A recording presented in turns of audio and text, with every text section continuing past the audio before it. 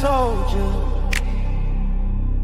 Give me space and I'm in a good place. Very serious, mysterious, mind makes right. In for the fight.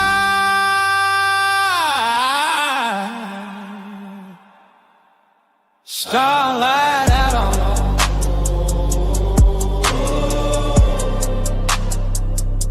Starlight out on low.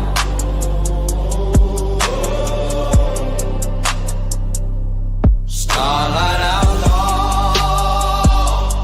Cosmic soldier. Give me space and I'm in a good place. Very serious, mysterious, I makes right. In for the fight.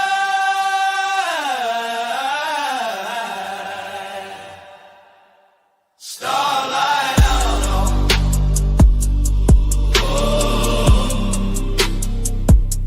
Starlight out low.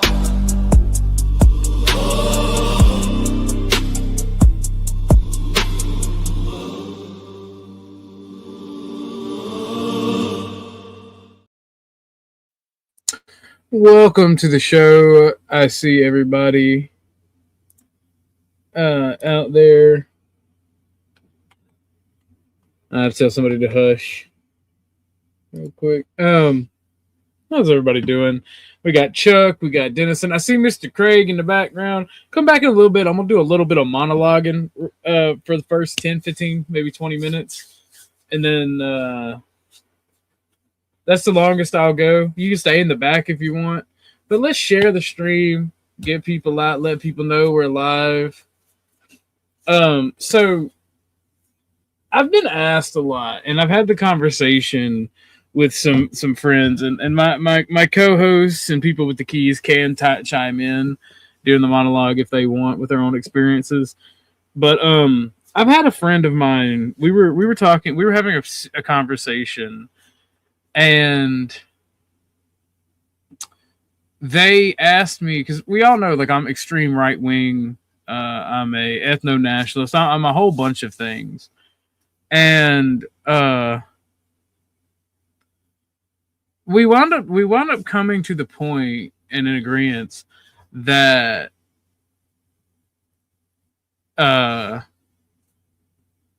that a lot of people that have like super right-wing beliefs are not the OG beliefs that they claim or think they have. And a lot of they were saying, because they are more leftist, is my opinion, but they were saying it's because people don't want to be labeled with that. And I don't think so. I think that by and large, a lot of the propaganda that we've consumed for the past 40 to 80 years is like anti-right wing, right? Anti-fascist, anti-authoritarian. And it's not that's not why people don't want the label. It's that it doesn't fit the actual definition of these things that people believe in. I know for me, it's not, because I'm not a white supremacist. I don't believe in racial supremacy. So when people try to throw around that label, I'm like, no, that's not pie. I don't believe in such things. I think that each and every race has their own niche and their own advantages and disadvantages. I don't believe in a superior one. My economics, for instance, I believe in the right to own property, but I don't believe in corporations. I don't like them. I think they're evil, and that gets me labeled a communist. So I like to do these personality political tests, and I like to go over them. So I have 3. And one and 2 of them are only politics related. I have the 8 values test and the political coordinates test. But I also have one that Casper shared called the Spiral Dynamics Quiz. SCV reporting for duty. Let's go. We'll be doing maybe a mission or 2 of StarCraft later today if you're interested, Plasma. But before we go and get along in all this, I have a song Forest. And I might play this while we're playing. Axl Rose? No. Sebastian Bach. Oh yeah, no, we can definitely play StarCraft. We can definitely play StarCraft 2 if you want. Angry. I'm playing Terrans though. But no, this song is called Xenophobia. Let's be xenophobic. It's really in this year. Let's find a nasty, slimy, ugly alien to fear. There's no more cutesy stories about E.T. phoning home. Let's learn to love our neighbors like the Christians learned in Rome. We know we ought to hate them. They're different, you see. We've seen they're mean and ugly on movies and TV. The folks that ought to know have told us how it's got to be. The gospel truth is found in scenes from Alien and V. Let's wipe out any life form that seems to be a threat. We'll serve them up a genocide they never will forget. 'Cause if we miss a couple, they'll breed a couple more. And soon we'll all be hating twice as many as before. You see, aliens can never be as good as humankind. A more delightful race than us you'll never ever find. So step aside, you star slime, we're ready for your worst. We know you want to beat us, enslave us and defeat us, oppress us and browbeat us unless we get you first. And for anybody wondering, that is my sentiment as far as space goes for anything. Like I am a human supremacist above all else.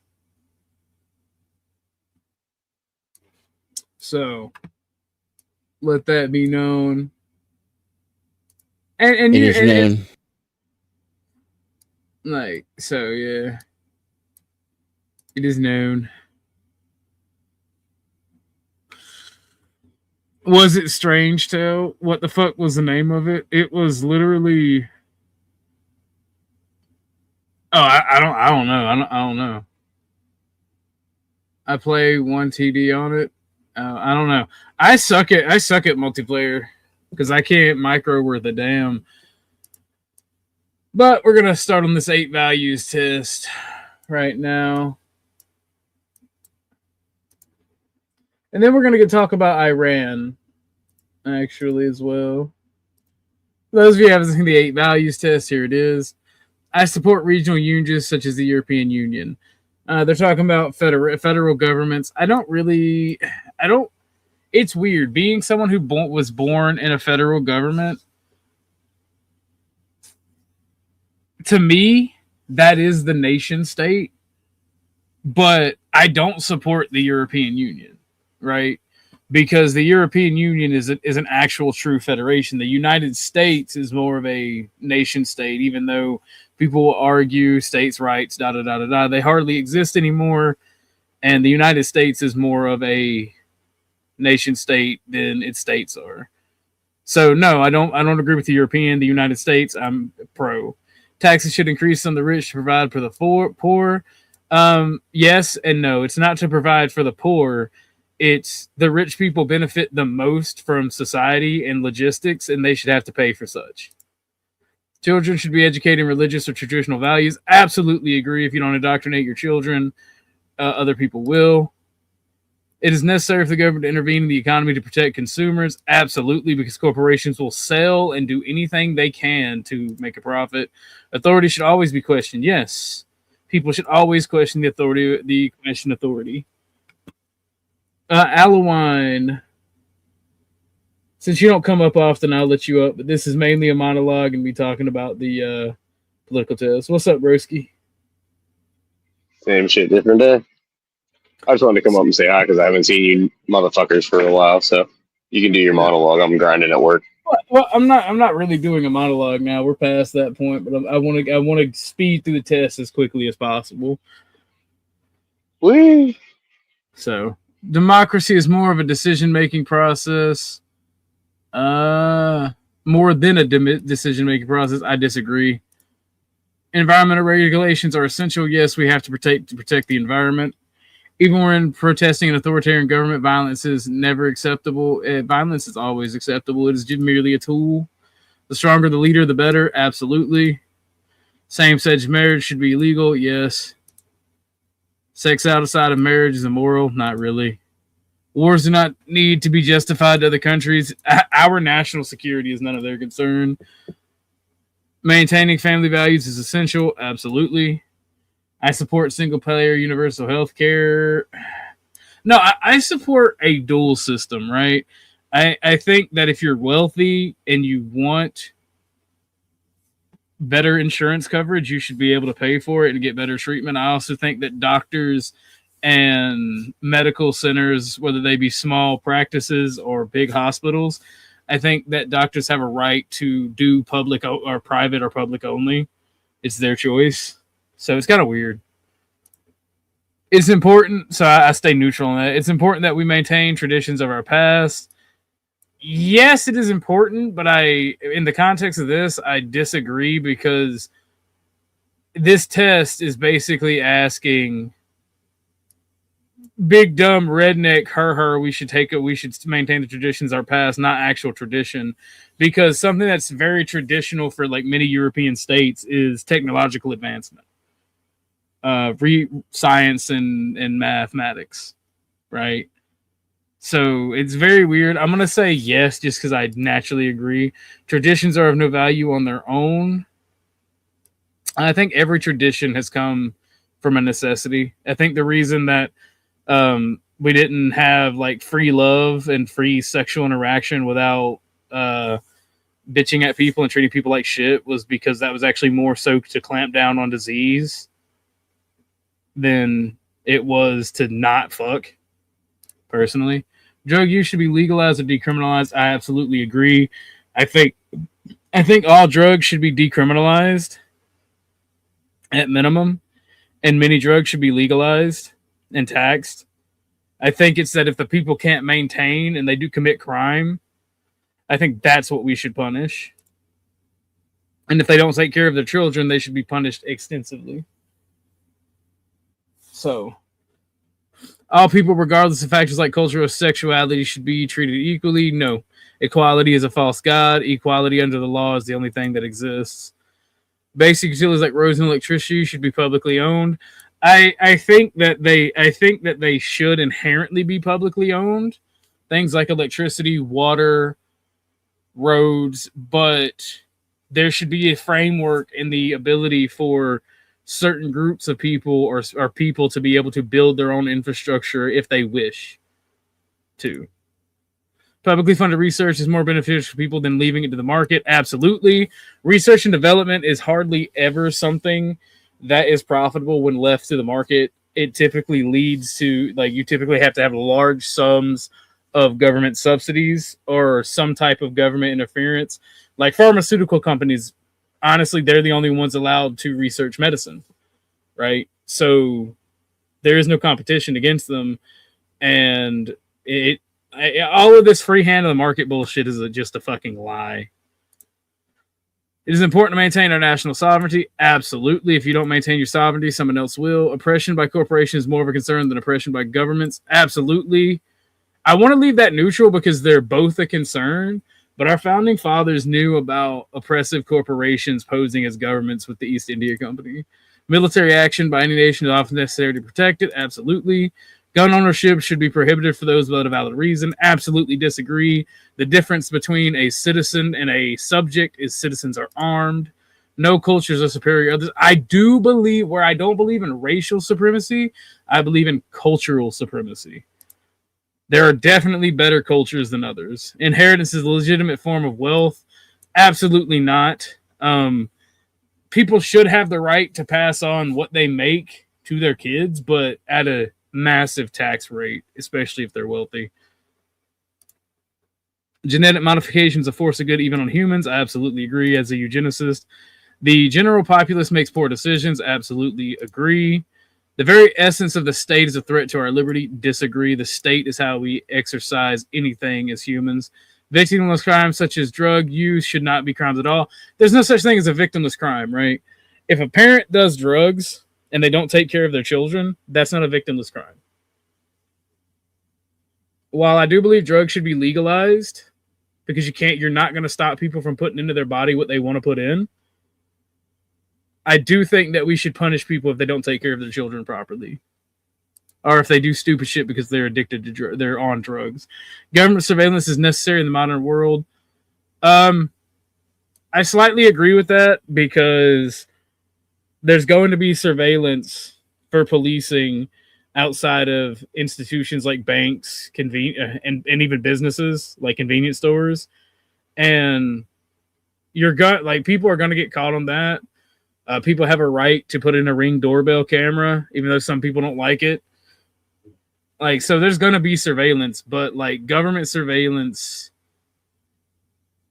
it's a weird thing because not all surveillance is government.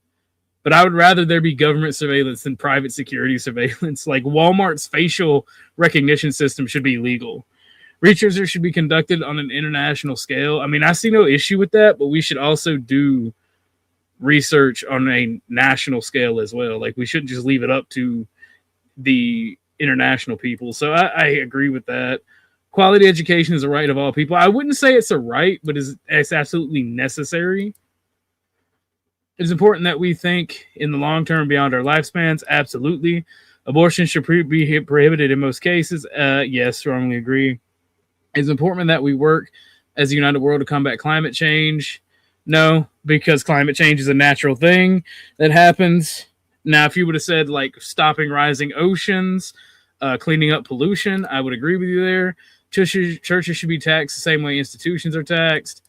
I'm going to say yes, because churches do not fulfill the function that they are meant to fulfill.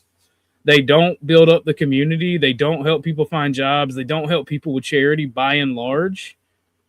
But in the world that I would create, if I had the power, they wouldn't be taxed because they would do those things. So I'm going to answer this one as if it was the perfect world and say no. But as right now, the answer is yes. Those with a greater ability should receive better health care. Absolutely. Government intervention is a threat to the economy. Absolutely not. The United Nations should be abolished. Yes. Tariffs on international trade are important to encourage local production. Yes, if it's not done half-assed, like it was by the Trump administration. If we accept migrants at all, it is important that they assimilate into our culture. Absolutely. It is important that we further my interest. Yes. Nepotism is based when it benefits me. Government should be accountable to the international community. Fuck the international community. Reason is more important than maintaining our own culture. Yeah, if you have a backwards culture like Iran, Afghanistan, or God forbid the Azerbaijanis, yes, you should be forced to be more logical or your culture should be removed. It's more important to retain peaceful relations than to further our strength. Absolutely not. Sovereignty and power forever. To chase progress at all costs is dangerous. Absolutely agree. A hierarchical state is better. It's also natural. Regardless of political opinions, it's important to side with your country. Yeah, you side with your country, and then as a country, you deal with the issues in-house. So I only partially agree with that. My religious values should be spread as much as possible. Absolutely. By the sword or by your own devout mission, you will bend the knee. Our nation's values should be spread as much as possible. Absolutely. Government should be as concerned about foreigners as they are about their own citizens. Absolutely not. They shouldn't care about foreign citizens unless they are here within our country, and it should be that they're following the law and assimilating. Religion should play a role in government. So that's a hard one, right? I don't think religion should play a form in government because it naturally does play a form in people's decision makings in life. I don't think the church should be allowed to make laws, if that makes sense, based on all my other answers. So I'm going to leave that one in the middle. We should open our borders to immigration. Absolutely not. We should slam the bitches closed. The sacrifice of some civil liberties is necessary to protect us from the acts of terrorism. Absolutely not. Because you give an authoritarian regime, or a totalitarian regime, I should say, an inch and they will take a mile, and then you have to lose citizens and good men to take back that fucking mile. It is better to maintain a balanced budget than assure welfare for all citizens. Well, I slightly agree with that because you should be able to maintain a budget while ensuring basic welfare for your citizens who need it. Military spending is a waste of money. Absolutely not. Sovereignty and power forever. For each according to it, fuck off, commie. You don't take from people just because they're doing great. My nation is great. I do think my nation is great. It has the potential to be even better. Prostitution should be illegal. No, I support prostitution. Society was better many years ago than it is now. Absolutely not. I think society actually. I don't have these rose tinted glasses for the past. I think the past was ass, and we've been progressing towards a better future through technology. But it wasn't our culture. It was the lack of knowledge how to handle things. Right? It wasn't the technology or the traditions that made the past ass. It was literally fucking dying of polio that made it ass. A united world government would be beneficial to mankind. I mean, absolutely, but it would have to be it'd have to be stemming from my nation's government for me to want it. It would be best if social programs are abolished in favor of private charity. Absolutely disagree, because private charity has never met the needs of the needy. It has always been selective and has always been coercive. A better world will come from automation, science, and technology. Yes, if we can manage it and keep it and fucking snatch it from the hands of the rich. Climate change is currently one of the greatest threats to our way of life. Not really. International aid is a waste of money. Absolutely. It is very important to maintain law and order. Absolutely. The means of protection should belong to the workers who use them. I slightly agree. I think that the wealthy who would put the initial investment should get the lion's share of the benefit. But if you work for a person and you give your life force to them to make them a profit, you should be automatically earning a share of profit from that business. And then anything else that is like any other type of business should be a family business where families employ their children and distant relatives. So that way you all have an equal share. I know it's nostalgia. I know that is maybe utopian and maybe I'm retarded, but that's what I believe. So I'm going to slightly agree with that. It's important that the government follows the majority opinion, even if it's wrong. No, absolutely not. The freer the markets, the freer the people. This is a tricky one, right? Because I think that citizens should be able to buy whatever the hell they want with their money because they know their needs and desires. And the more trade you have going between people, the better the people. And the more goods and resources you have access to buy, the happier and healthier people tend to be. But I don't think that a lack of regulation makes people freer. So I'm going to only slightly agree with that one. Yeah, it turns out it turns out the same no matter how many times I take it. It's basically I'm an autocrat. It's wild. I am a commie, Hornet. I am a commie. You should study up on climate change. No, dude, I it's not that I don't believe in it because climate change is naturally. Again. It changes naturally, but at the same time, when it comes to pollution and environmental destruction, those are the things that we should be changing. Those are the habits we should change. We should learn to live with nature, not destroy it. And again, Vorta Hornet calls me a commie. I mean, yeah. I am a national socialist. Look at the score. You're on the list. Check. Well, I'm largely in favor of tradition, but I understand the need for technological and social progress. Right? If you have a tradition that's absolutely retarded and is holding you back as a society, then it's not a beneficial tradition. And right, so this is what the things mean. The economic axis is equality and markets, right? Equality, those with higher equality scores believe the economy should distribute value evenly amongst the citizenship. They tend to support progressive tax codes, social programs, add high values, socialism. Yeah, I mean, I do. Market, and the market definition that they're using is those with high market scores believe the economy should be focused on rapid growth. They tend to support lower taxes, privatization, deregulation, and high values, laissez-faire capitalism. Ew, gross, disgusting. Laissez-faire is nasty. We don't want that. Thanks, French. Yes, for real. The diplomatic axis, the nation versus the globe. The definition of nation, those with higher scores are patriotic and nationalist. They often believe in an aggressive foreign policy valuing the military strength and sovereignty forever. And at a high values, geopolitical dominance. Let's fucking go. Dominate those bratty nations. That's where we're headed. Those with higher world scores are cosmopolitan, gross, gay, rootless even, and globalist. They often believe in a peaceful foreign policy, homosexuality, emphasizing diplomacy, cooperation, integration, and a high values of one world government. So Satan, there's Satan. Civil axis, liberty versus authority. Those with higher liberty scores want strong civil liberties. Those tend to support democracy and oppose state intervention in personal lives. Note that this refers to civil liberties, not economic liberties. Authority. Those with higher authority scores want stronger state power. They tend to support state intervention in personal lives, government surveillance, and a high value censorship or autocracy. Social axis. Tradition versus progress. Those with higher traditional scores believe in traditional values and strict adherence to time-honored moral code. Many are also religious and see the golden age as being behind us, i.e. in the past. Progress. Those with higher progress scores believe in social change and the upheaval of traditional norms.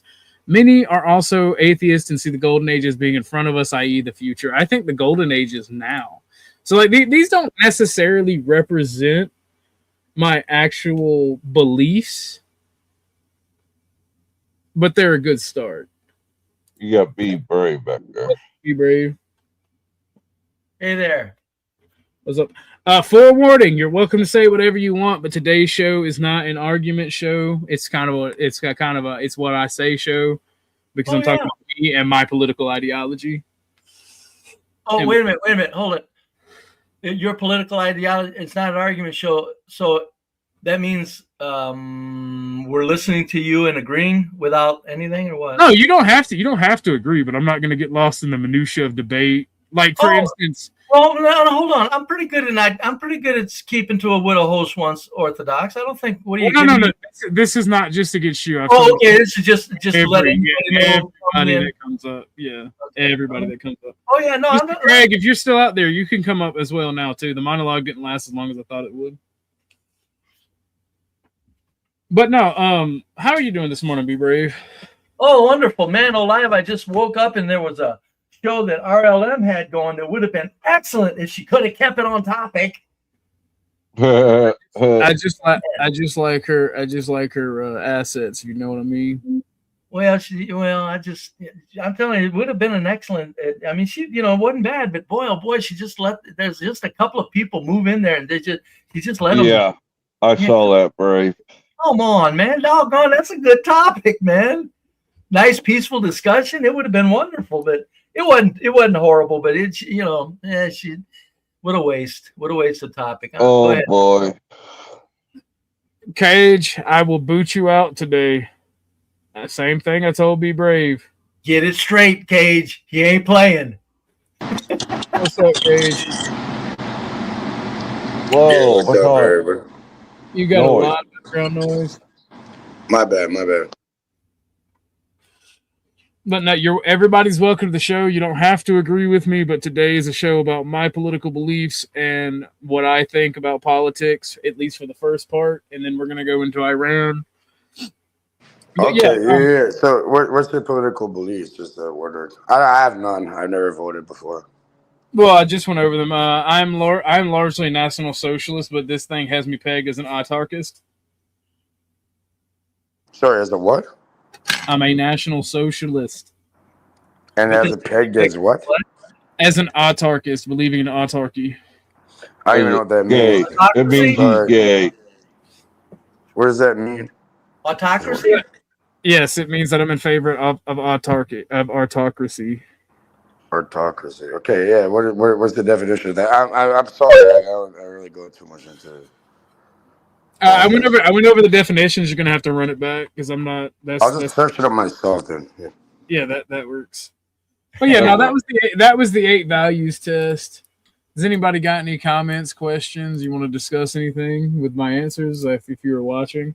Oh, I just caught you just a couple of minutes ago, and I said, "Wow, he's talking of what you were talking about is interesting." So I said, "I'll just jump up while there's no panel." So not a large one. Well, that's the thing, right? If you're gonna have a nation, it needs to operate as a nation and be socialist. You have to take care of your citizens. Yes, you do. Like, you can't just go laissez-faire, bitch. Figure it out yourself. We're gonna tax you on whatever you do. That's retarded. Oh, so you're like an aristocrat kind of thing, or is that different? No. That's what autarky means, but I'm not in favor of aristocrats. So it's just a small group of people that run everything, kind of thing, or no, it's the state power. Okay, I'm just trying to understand. Yeah. 35 years ago, I coined a little example to prove that we're all, which you're speaking of, Orthodox. I said, let a plane go down in the wilderness and there's 10 survivors. None of them go out on their own. They all gather together immediately to survive. That's the human nature. All these smug far-right arses. I think I'm the only person that's far-right up here. Chuck is a constitutionalist, so he's baby right. Cage is a political atheist. Dennison, Yeah, pretty much. Yeah, that's a good term for it. No, I'm authoritarian. I lean authoritarian. And Be Brave doesn't believe in politics. And since you're over on the vertical hold on, Orthodox. I'm just kind of like I'm for whatever happens if the people had their brains together and developed it. Now, come on. That was for me. It's like, yeah, you fucker. I'm a fuck around and find out party. That was Chuck. Make sure you're typing under your own profile, Chuck. Oh, I'm sorry. I am so sorry, sir. Look at you. You're an aristocrat over here. You should have known. No, I mean, like, aristocrats. Here's the thing, right? I believe that fundamentally men who live in a nation will defend their family and homes and their best interest. Like, if you have a powerful leader that is fucking over the country for his own benefit, you'll run up in there and storm the Bastille if you're a man. All right, but like, let's say they got rid of all their little power and their backup, and you just saw them face to face, like right there across the table. That's what I'm about. I'm like, what the fuck? You think these people get away with it if they're right in front of you? What the? I'll slap the living shit out of you. That's the problem. That's why I have the issues that I do have with. Because these tests, like, it's not 100% the definition. You're a bunch of pussies, man. Sorry for the language, but yeah. That's all good. Like, these definitions that they use are contextual. Like, they're not the literal definition of the word. And that's why I said run it back, because they have their own definition for it. Because it's a political test. It's not. So what does it mean to you, though, as an individual, as yourself? I think it's an autarky is an authoritative force. I don't think that's simply how I put it. Like, if I say I believe in autarky, like, I don't believe in a nobleman that can come in and fuck your wife on the first night of your marriage. I think that would get him ran through with my wee instead of what he thinks is going to happen. But I'm unloading every single weapon that's available to me if somebody tried doing shit now, like that. Do I think that the world runs better when we have professional? On both of them too. If you even agreed to something like that, you know. Theoretically. Not laws. Our resident socialist / commie, one of my favorite leftists. Become a socialist with humanist morality, and then the world will make more sense. K off to work by. Have a good day at work, broski. Be safe. I appreciate you. Thank you for the cash. Thank you for the super chat. But that is some wild shit. It's like, yeah, with the kings, this royalty, like, I must take your maiden under honeymoon, or the fucker in front of you. Like, what the fuck? How do people put up with that? Well, that would be a one of those things where it's like, And how does she put up with that too? It's retarded. Well, that's one of those traditions that don't benefit anybody or benefit society that should be thrown to the wayside. And it makes people want to go. I would lose my goddamn mind. Well, Permanocta didn't actually happen. Did that actually? I don't think anyone would allow that shit. No, it didn't actually happen. There was like one or two cases where a king or a nobleman was such a douchebag with so many people that, and he may or may not have done that. And I think at that point, is that forced? That's forced. It's not like they wanted it. Yeah. Yeah, so they deserve to get fucking put down like little fucking animals at that point. I know exactly because I don't score that low on civil liberties either. There are certain. At the end of the day, humans only have two rights: the right to exercise your will and the right to stop the will of others being exercised. So I have a question: do you believe that people are above others? Yes. I do believe there are people that are naturally better through their own work or through their but fundamentally though, like their rights matter as much as somebody else. Because I could be a lot smarter or faster or stronger, but just because somebody's weak, shouldn't it be the people that have that like protect the people that don't, kind of thing? I don't know. Morally they should protect them, but they're under no obligation to do so. But shouldn't they do it either way? Well, you said morally they're obligated. I mean, that's a pretty good answer. Yeah, you're morally obligated to. So what if you don't? Well, let me reverse. That's after you got the welcome message. Let's reverse that question, right? Let's say humanity is suffering through not even humanity. We don't have to do sci-fi. Your nation is suffering through a period of famine and drought and disease. Do you prioritize the masses, the people who, like, do you prioritize everybody, or do you prioritize the doctors? Well, I'd say as a cog in the wheel, a doctor does not survive without the food that the farmers create. That it goes on and on and on again. So you prioritize this. You gotta let me finish, Cage. I'm saying he's not letting you finish. The show today is about me. All right. So. What are you, Talcott? First off, I'm a better Talcott. You got one more chance. Today, actually, I'm gonna put you in the back till I finish because I can see how this is going, and I don't want to kick you like you, Cage. See, first off, how we determine value is very subjective to what time we're in, right? In an example, right? Capitalism or markets. Right? These markets don't exist. Like, the capitalism doesn't exist in nature. Socialism does.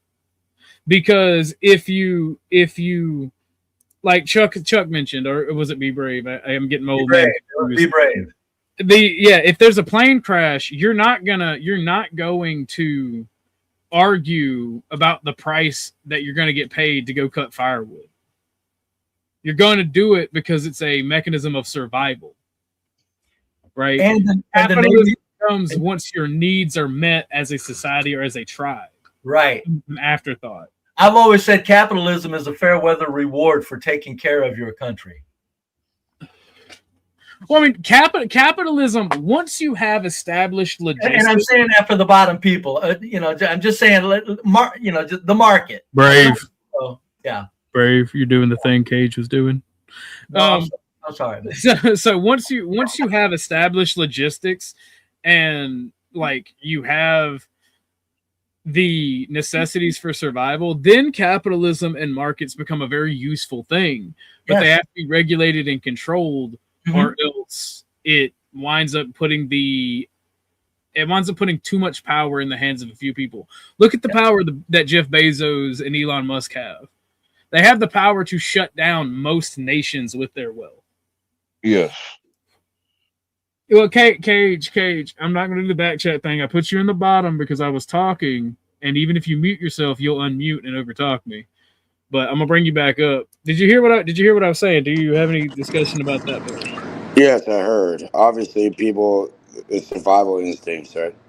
So no matter what, is gonna go to that first and foremost. Yeah, I've listened and I muted myself. There's no need to do that. I could be quiet. Okay, there's no I'll give you. sense in whining about it. But no, like so. And I am predominantly nationalist because the only thing that matters to me is my family and my nation, right? Primarily my family and people I care about, my family and friends. I don't care about the starving Ethiopians. That's not my problem. I didn't put them in that situation. It's not my job to uplift them, right? Question, please. Go ahead. All right, so if you did have your family and yourself taken care of with no worries, then you could expand outwards to the starving Ethiopians. Absolutely. As long as my family and my extended family was taken care of and my friends were taken care of, there was no problem in helping uplift other people. And that's my biggest issue with America now is we have homeless veterans. We have a homeless and an addict problem that we are not taking care of, and we are trying to uplift the world. It's not through nefarious or mean purposes that I don't care about the starving kid and you do care. Yeah. So it's more about you can't. Yeah, it's selective. It's selective apathy. You're right. Yeah, not to interrupt, but yeah, so you can't pour from an empty cup. Once that cup, you need to have something in order to, hopefully create a change in the world around you. But yeah, you can't pour from an empty cup. Yeah. Question, sir. Does that make any sense or no? Yeah, no, it makes perfect sense actually, Cage. Thank you for that. That's good input, actually. Go ahead, Brave had a question. Hey, Orthodox. So where first, right quick, I've always called myself a socialist just to shut conservatives up. Mm-hmm. So what should I be doing? What do you think? A better term would be national socialist? You should move to Canada. So no, because I'm not a Canada. That's silly liberalism. Socialism is logical. That's where that liberalism leads to socialism, which leads. No. Liberalism is its own retarded thing. Liberalism is actually in front of people like that. Liberalism is just political apathy. It's just nuts. Liberalism is insane. Not apathy. Political. What's it called? But anyway, my question was this, Orthodox. Are we at a point? Because you said earlier, men are punks if they don't take care of the problem. When are we going to decide that men are punks? Because they're not taking care of the problem, Orthodox. Well, see, right now we live in an individualist society, right? No man rules alone. No revolution is fought by one man alone. And you have to do what you have to do. Like, I'm not in the best situation to tell people what to do or to lead people. In fact, I may not be there in any part in my life because I fucked up a lot. My thing is, I'm just talking about my beliefs and what I see. If I have an issue with local or federal authorities, I will die on the hill that I die on that benefits me or my family, whether I'm successful or not. And right now, like, I'm not going through anything other than personal dilemmas. The state is not doing to me what it wouldn't do to my fellow citizens in the same situation. So there is no need for revolution. What we need right now is people to at least get off their asses and talk about how much foreign aid we're sending to people. And like, to answer your question, yes, you should call yourself a national socialist, but also no. Because the word has been tainted because the idiots from the 1940s. Uh-huh. Right. Correct. The only thing there are very few things that make sense to me other than a nation being national socialist. Because that's the only way to make it work. It's the only way to run a country. It is. It really is. You have to have the bottom layer safety net in a society, or you've got nothing, because there's too many variables that can knock a society right off its feet, because the private sector at any time can turn vicious. The socialism is the protection of the peasants against the elite private sector. Even though, we know now the private sector controls everything on the planet in a wonderful world. And that's what you're talking about, Orthodox, is like a world that we wish we could create. The socialism is the protection against the private sector. Well, that's exactly what it's supposed to be anyway, right? Because the only protections the labor force has against the people who employ them is organization and force. Yep. And like that's fundamental for all people. And that right here, this is why that little bit of liberty, that almost 26.4% or 25.4% for liberty, that's why that exists right here, because I believe that we shouldn't have police. We should have citizen militias. Every person should serve in the military, should serve in the nation's military, and then have the option to serve in the citizen militia. You know what? I've people, had this hold on, okay, Cage, hold on. People should, if there is a governor or a mayor or a political leader that does not take responsibility for their own failures and corruption, the people have the right to rise up and physically, forcefully remove them, and depending on how bad, cry out for their execution. Interesting. And what test is this that you took? It's the 8 values test. Do you want to take it? Can I take it right now and see where I'd be interested to see? Oh yeah, I'll post it for you. I'll post it for you, for those of you interested in the back chat, and I'll post it in the front chat. We can do it live though, if you want. No, you can do it and then give me your results, and I'll share the results live. Okay, yeah, I'll do it in the back quick. Should be interesting. Hey! You said on that stream we should change our names to Doctor. I did it and I never changed it back. Yeah, I have a PhD in botany. Based. Yeah, I'm good at plant sciences, I guess. I don't know. You got actual PhD? Who? Caged. What's up, Ike? Welcome to the show. I hope you're enjoying. Miss D, I hope you're enjoying. Yeah, 70 questions am I doing right now? Okay, you have an actual PhD degree?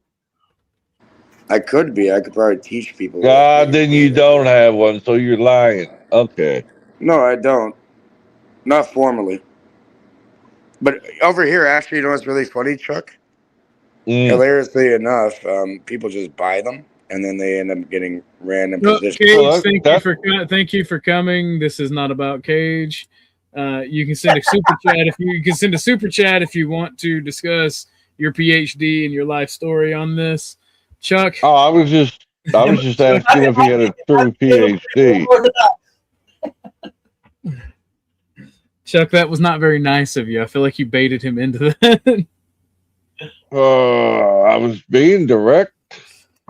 Sorry. I'm also trying to keep it on point. Right now, we're discussing politics and political theory. And my mind and my manners pretty well orthodox so far. Yeah, you do quite well. Oh, thank you.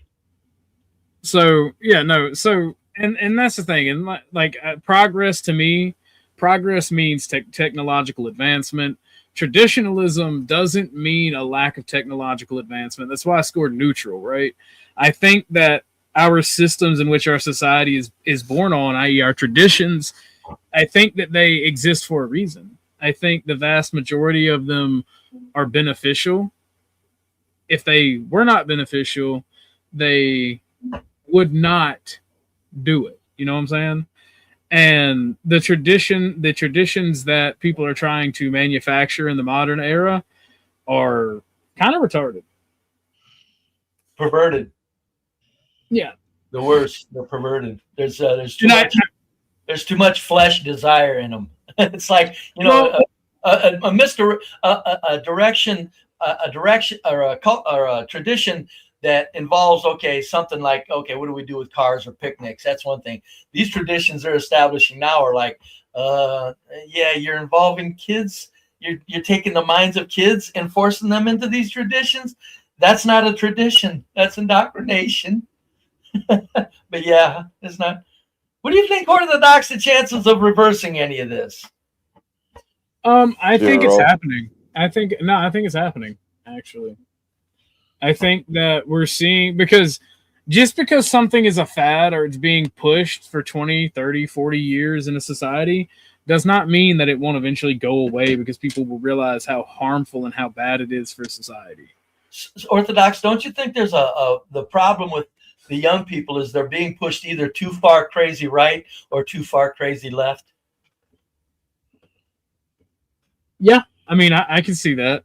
That's why I'm saying we're not going to make it out of this because they've got their look at women, right? Look at women. They're pushed extremely left, while young men are being pushed further and further right. Yeah. So no, I mean, I get it. I just don't agree with I don't agree with your outcome because women literally and sorry, ladies. It is what it is. This is a fact. Women literally only do politics because we allow them. That's the sad part. So at the end of the day, I actually think high IQ, could you keep them from politics though, Orthodox? Do you think that? Well, high IQ women are outliers, just like high IQ men. Because we don't let men. We shouldn't let the majority of men in politics either. High performing women, say like women, doctors, physicians, dentists, lab technicians. You don't want to give them a vote or let them involve in politics? You think that's possible to do that? Oh no, absolutely. Those type of women, definitely. Those type of men, definitely. The average man shouldn't be allowed in politics either because they're fucking retarded. Oh, okay, that's a little more consistent. If you're gonna knock out try to do away with the women's vote, knock out the idiot males, yeah. Well, I mean, okay, so do you really want whores voting? Do you really want red pill douchebags voting? Was that Portugal or Spain that put that whore in as president? Do you remember that? Do you want No, whore? I don't. Do you want whore? That's my legitimate thing, right? Because here's the thing. Whores and people that are reliant on the government for their survival will always vote in more things for their survival. Yes. And that will be a drag on society. You have to pull in socialism, you have to pull your own weight. Yes. Or at least do your best. People, these are not socialist people that are voting for these, welfare systems. These are parasites that are voting for the welfare system. There needs to be a line. There's enough is enough. I voiced an opinion on what to do with homeless people. If they have family that can't take care of them, what do you think should happen to homeless people? Wait. Money talks. Money. Thank you, Miss D. I appreciate it. Remember who your overlord is. She is watching. I forgot to put the banner up. Hold on. Let me put the banner up. And actually, it's the views of the panel are their own. Don't beat me, Lauren D3. All hell our female overlords. Well, no. So I have no problem admitting, like D, for instance, Miss D. Thank you for that. I appreciate that. But Miss D is obviously more capable and smarter than I am. She's a doctor, for Christ's sake. She is at a better strata than I am in the hierarchy of society. Right? If she tells me something, I should listen. Even though I'm a chauvinist male, that's how it should work. I don't think anesthesiologists are doctors. Oh, Lord, brave. No, I don't think. I don't know. Are they? Am I wrong? Yes, you are wrong. Oh, okay. She's a doctor. Yeah. Oh, she said she's a specialist in anesthesiology, if I'm not mistaken. When you become a doctor, you can choose a specialty. Got it. Okay. All right. I just heard her say she was an anesthesiologist. That's all I heard her say. But that's the thing, right? So the issue is not that they're women. The issue is that we allow stupid people to vote, if that makes sense, right? And even and the thing is, women do get a certain level of carte blanche because, I hate to be Andrew Wilson about it, but force doctrine exists, or force observation. A society only runs smoothly if the men who are the manipulators of force allow it to run smoothly. They protect the women. They protect the society from threats. They protect, whether it be domestic or internal or external, right? We're going to put it on a more politically incorrect term, the men are the warriors. Yeah. So, the women, their purpose in society, by and large, is actually to manipulate society. Without women, you don't have society, right? The reason in 1984 they're always the first and most zealotous is because women are the ones who dictate our social order and class system, right? Believe it or not, that is the power of women. That's why it has to be checked with force. That's why sometimes you got to tell them to shut the fuck up and be a little bit mean. Tell them to sit down, shut up, and pat them on the head when they do what they're told. Now, does that mean that you just restrict their freedoms? Absolutely not, because it is in this. For me, this may be an issue because, like, as a European, it's our tradition to have somewhat of an equal footing with our women, right? Like, we don't just stick them in the kitchen, and this is why I don't like red pill. Because men and women are like yin and yang. They're supposed to complement each other. And feminism and and male rights and all that, like the red pill and feminism, are responsible for the diversion of men and women in society. We're supposed to complement one another. We're supposed to pick up where the other leaves off. And I'm still looking for that, personally. But that's how I see it. What you're saying, you're having a hard time finding it? Yes and no. Huh? What are you looking for? I mean, you know, women are so easy. I mean, how they're so easily manipulated. If they want a man, they go under his spell. What do you mean? I don't want a retarded, easy manipulated woman. No. I didn't mean that at all. I'm saying a very highly intelligent woman, if she wants a man and the man is being a man, she'll go under his spell. It's not that complicated. It's just a lot of men are confused about what it means to be that man. Women are just easy. They're way easier than what's being made out. No. Well, yeah.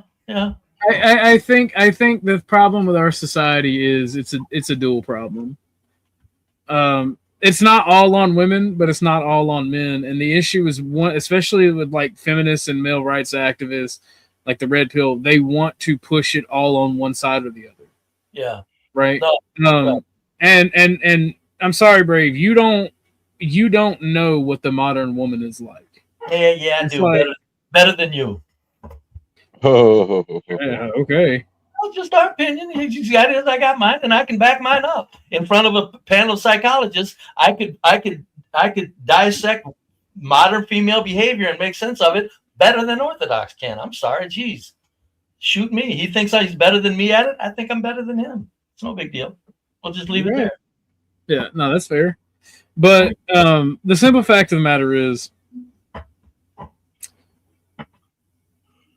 the issue in our politics is women are being driven left, men are being driven right. And I'm not going to say either one is the correct, because you have stupidity and bullshit on both sides. Right? A extreme leftist is absolutely fucking retarded. An extreme rightist is equally fucking retarded. Which one you think's more damaging? An extreme right winger. Oh, really? Oh, I disagree. The extreme right winger at least has a foundation of sensibilities that they leap from. The extreme left winger, they're right off. The extreme right winger is a violent retard and does damage for generations. See, you don't remember the violent leftist because the violent leftist thinks that they're fighting for good things and will stop if they realize they're fighting for bad. A violent right winger is a dogmatic retard. Definitely dogmatic. That will literally kill millions given the chance. Well, that's true. I mean, they are pro-war. Like they will literally kill enough people to the point that the whatever ideology or benefit, no matter how good for society, people are scared of it. And that's what's going on now in the modern world. People are too scared of it because of dogmatic, retarded right-wingers. The leftists are naive children. They're naive. Oh, I don't know about being naive, but they're retarded. I think they're evil. The stuff they talk about, it's like, it's just like it makes no sense what they want. At least the stupid right has some semblance of human culture, even if they mistakenly go to war too easy. That the other part of them, at least you can function as a civilization. But the name besides a push and support for communism, name one negative thing that extreme leftists have pushed for in American society. They've combated the corporations. They've combated things like government taking your fucking land. Like they've done the radical left has done good for society. Oh, maybe the dogmatic radical right has done very little good. Okay, maybe I should have said modern blue-haired crazy leftists as opposed to modern right. That's again where being the naive children comes into play, right? Okay, because now the modern blue-haired right, Orthodox. In days of old, the old Democrats, they used to be very logical. And they were that's the problem. As your society becomes more stupid, you become less and less logical on both sides. Yeah, right, so right. Like the modern blue-haired feminists, make no mistake, the men that support the blue-haired feminists are not leftists. They are predators. They are sexual degenerates. They are only supporting them, by and large, to get laid. Yeah, that's the sickening part about it. Is they can't get a woman, so they're just desperate, and it is disgusting. It is. I would rather. So let me ask you a question real quick, and you can answer it, Orthodox, and we'll move on. Do you think modern blue-haired liberals are more dangerous than modern silly, dumb conservatives? Modern. So who's more dangerous depends, right? Okay. Right now, yes, they would be more dangerous because they're more prone to violence because there's a president they don't like and they're retarded. But the right wing did storm the Capitol because their guy lost. You call that storming, Orthodox? Yes, I do. Just like when the left stormed the Capitol building because of Brett Kavanaugh being put in office, it was still storming the Capitol. I know. It's subjective. Like the masses here, I'm a eugenicist, right? I don't care if you're left or right. If you're fucking retarded, your opinion shouldn't matter. Oh. Right? Like I'm that's just my fundamental belief. If you're fucking stupid, if you don't try your best to contribute to society, if you're not helping your fellow man, your opinion shouldn't fucking matter. I've always said we should pay people to get sterilized. Or are you in favor of just simply forcefully sterilizing the idiots? Yes, I am. I am okay with forced sterilization of stupid people. That was outlawed a number of years back. I mean, I'm fine with being considered evil. Like That's how it used to be. That's how it used to be. That's why I'd rather just pay them, and that way it's cheaper. No, you can definitely pay them to get fixed than it is to pay for their stupid mistakes in life. That's why I say pay them. I don't think it should be forced, but it's definitely we need to start offering money. No, you can't blame the children, right? No, I'm not. I'm speaking. Like, you can't blame the kids because who their parents are. Right. Once they become adults and start making decisions, if they're equally as stupid, that's on them. Yes. There's a bunch of nuanced factors to how somebody's life turns out. The economy is an important one. Genetics, I believe, are important because that affects your IQ and your ability to think, the chemistry in your brain. Social cohesion is a big one. If you don't have the support network of your society, or at minimum your family, you're going to have a bad time. So the outcome is not necessarily who someone's parents are. That's why I believe in social safety nets and and free education, right? Me and Grid go round and around about that when that topic comes up, because he claims to believe in meritocracy, and I'm not talking shit on Grid because I love Grid to death, but meritocracy isn't a fucking thing, and it's not even realistic. That's what I'm saying. No, it's not a thing. That's merit based, right? Yeah. There really is no such thing as merit. People are going to perform who want more and who are ambitious. Those people are going to do more, and they deserve to reap the benefit of their reward. They deserve to reap the benefit of their hard work. But do they deserve to be taxed more? Yeah, no, they do, because they bring in more. Yeah. I mean, I went from $7.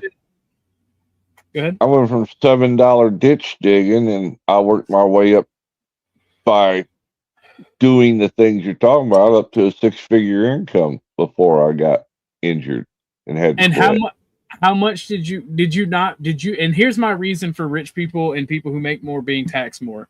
Did you use public services more or less?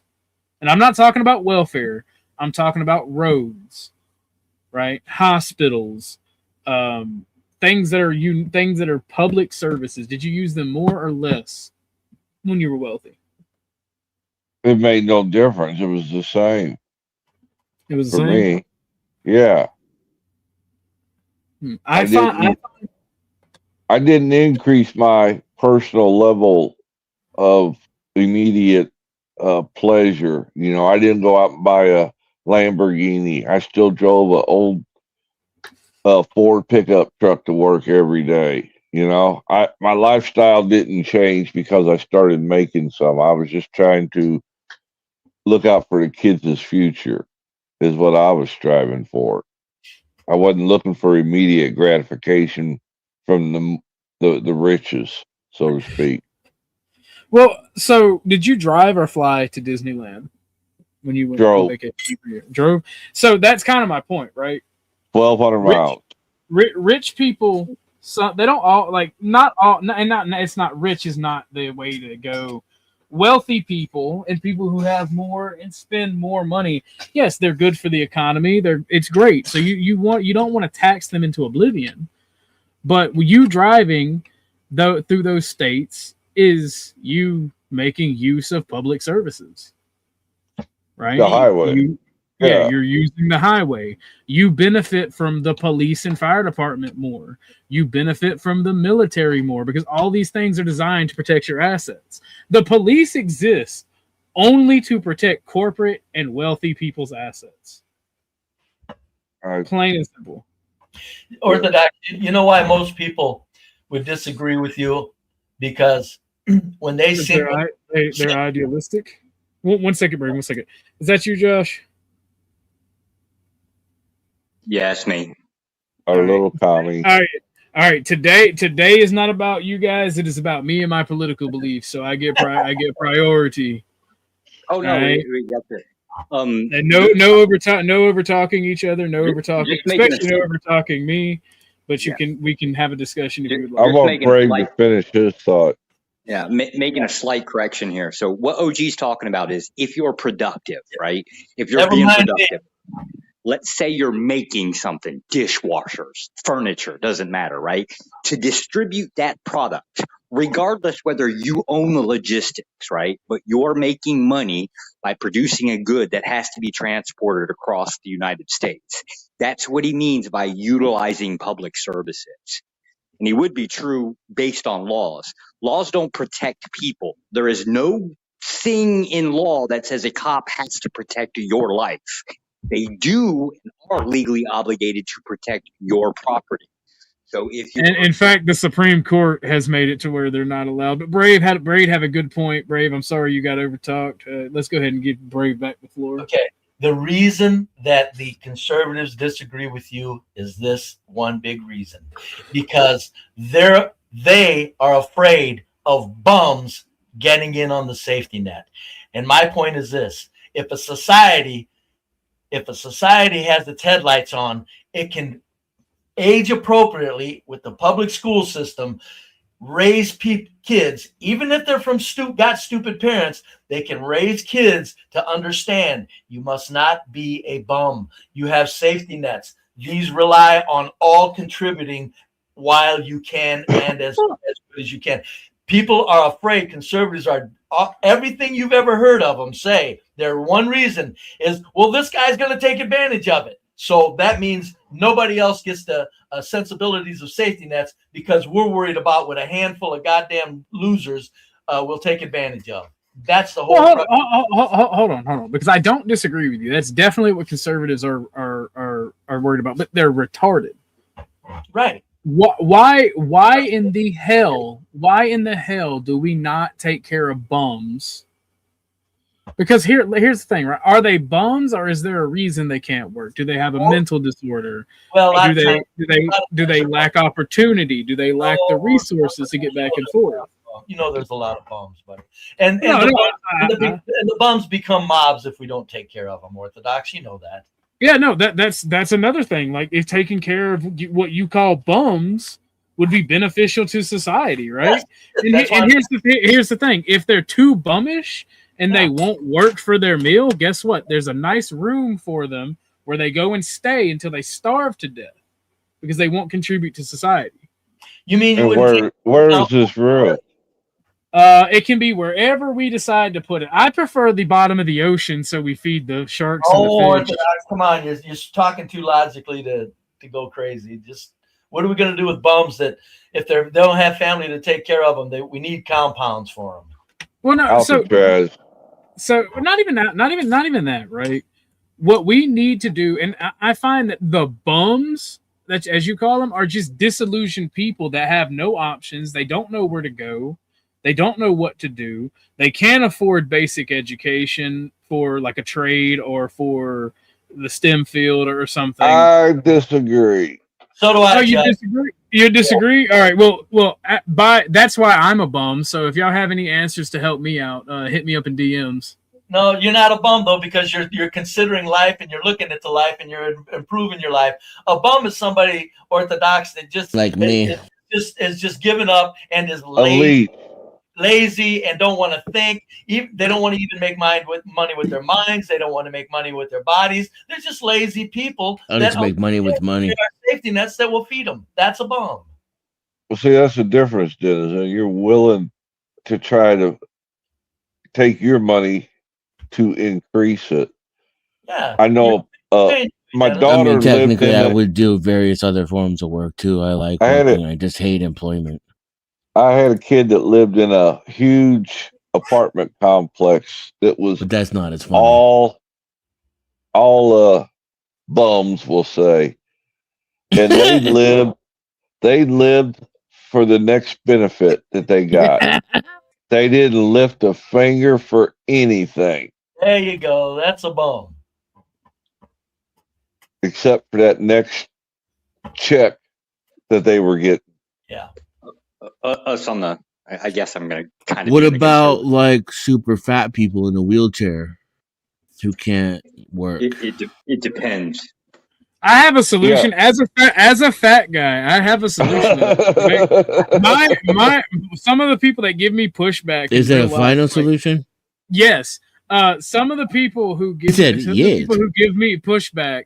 Like, well, the government, if you had got the government you wanted because you're an evil national socialist, the government puts you in a camp. My solution is, oh no, they would force me to lose weight, teach me dietary things, teach me about my health, help me get a job, help me get education. Oh no, it would be the end of the world. No. Guide these people, give them the opportunity to do these things, and most people will change their life. Yes, there's always going to be a select portion of the population that are even too lazy to fuck, and that's a mental illness that can't be fixed. Yes, they should be sent somewhere and forced to be productive if they're not. Right. I don't care how evil that sounds. No, I've seen it myself. I've seen people that lazy. When given the opportunity, they'll lay out of work. They'll want to stay home and play fucking video games. I've seen it. They're literally parasites and creeps. I want to sign up for that. So can we just call them the bare minimum people? No, because I like that. It has the word bare in it. No, they're below the bare minimum. My ex says I'm like a big teddy bear. The bare minimum are okay. And Dennison, stop trying to be funny because you're not one of these people. Just How because am you I hated not one of food. these people? You're 100% describing me. Because you literally worked. You literally was a Okay, top that's person. true. in your field. I These put people tens of don't thousands wanna of work. dollars into the system. That's right. I'm gonna shut up now. You're right. Yeah, the people that I'm talking about don't. They don't. They literally go with the flow and just whatever God disposed upon them from the sky, they're fine with as long as they're not homeless. Yeah. If they get free food, that's all they need. Yeah, like these people are parasites and they should be forced to work. And yes, Miss D, I am ready for it because I have been working out. I have been trying to better my life. I just don't know where to go from where I'm at. So I kind of have a problem with the obesity claim. And the reason First is off, Christine, I'm mad because you don't heal me when we're playing games, all right? I don't suck at video games. You can only kill so many people in video games if your healers don't heal you. Maybe she thinks I of am you mad as that the I fat suck at guy video in an games. airplane crash. You know, the fat guy's going to live longer. I'm really mad about it too because I used to be good at them. So I'm even more bitter than somebody who grew up bad at video games. Christine says I lied. Bitter. Sooner or later, we're gonna do a gaming stream where we play Marvel Rivals, and y'all are gonna see just how little Christine heals me. All right, y'all are gonna see. Can we do some flight simulator games? Is it too much to ask for some flight simulator games? And can we speak? I blame feminism. Women used to be quite healing. You can't do flight simulators anymore, Josh. Did they make those illegal? Did they finally ban them? No, I got a flight simulator that I play. Chuck just said shit. You gotta pay for what you want, Josh. If you want me to play a flight simulator, you gotta give me. I like to do a cartoon where someone gets fucking arrested because of some shit Chuck said just to be lols.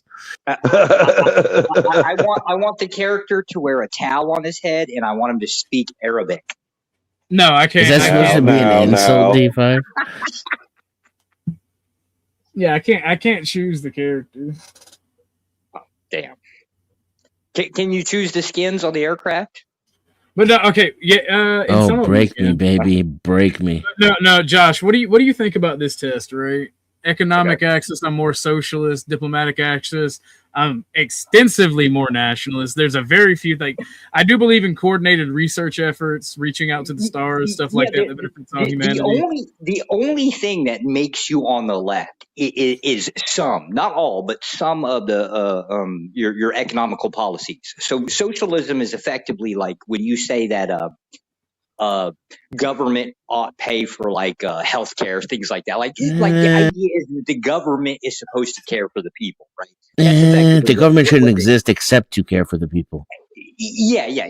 So, but the that's its sole purpose. Yeah, no, I disagree. I don't agree with that either. Yeah, but the it is one of the main purposes. I will grant you that, but it is not. What's the other one?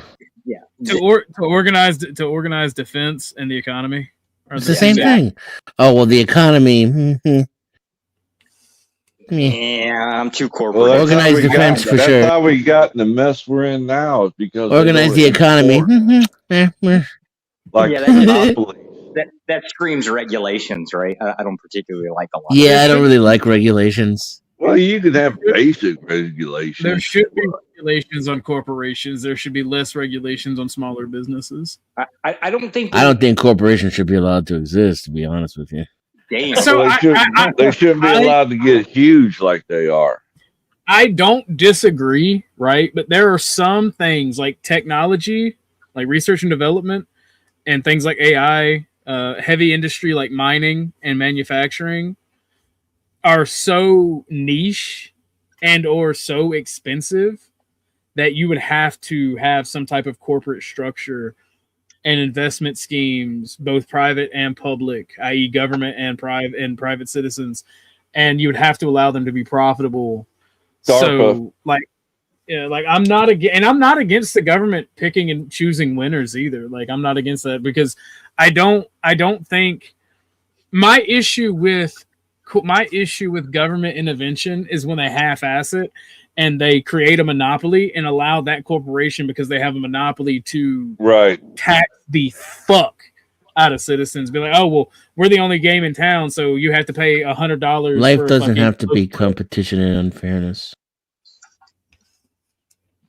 Oh well, you shouldn't compete with your fellow citizen, because it's a race to the bottom. But if we compete with other nations, it's typically been beneficial. We don't live in the jungle anymore.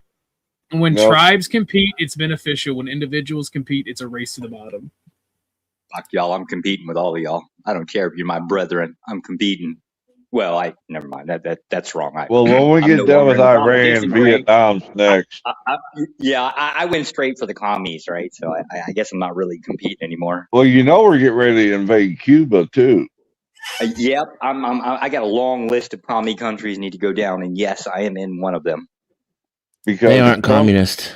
Trump today is supposed to announce that he's going strictly by the Monroe Doctrine. I would almost tend to agree with you, but during COVID, Vietnam actually did food distribution. I freaked the fuck out. Have you not figured out the only person you can depend on is yourself? Vietnam's capitalist. That's both a yes and no question, right? At the end of the day, you're the only person that can secure your existence and your future. But there are people out there that can and will help you do that if they like you and you've built bonds. I don't believe that society has to be that way.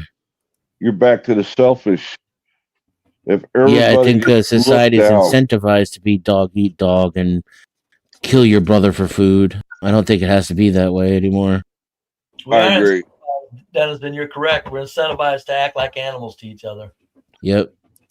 Now, granted, I understand scarcity at one point was the way of life, but what's ironic about the human species is not only do we have to hit each other over the head for food at one point because we were not evolved enough to cooperate, but it was banding together and socializing that gave us our only strength, because we were tiny little outnumbered mammals, on a planet where every single thing other than us was designed to kill us. Now we've dominated the planet and we still can't figure out how to work together. You guys can keep the conversation going. I'm going to show the screen, and if y'all are talking, I'm not going to read the question. But if y'all aren't talking, I'm going to read the question. Feel free to keep the conversation going. And I posted the link for anybody interested to join. It is also pinned at the top of the stream on the horizontal. You vertical savages have to find civilization and then click the link there. Bras are a terrible travesty against nature.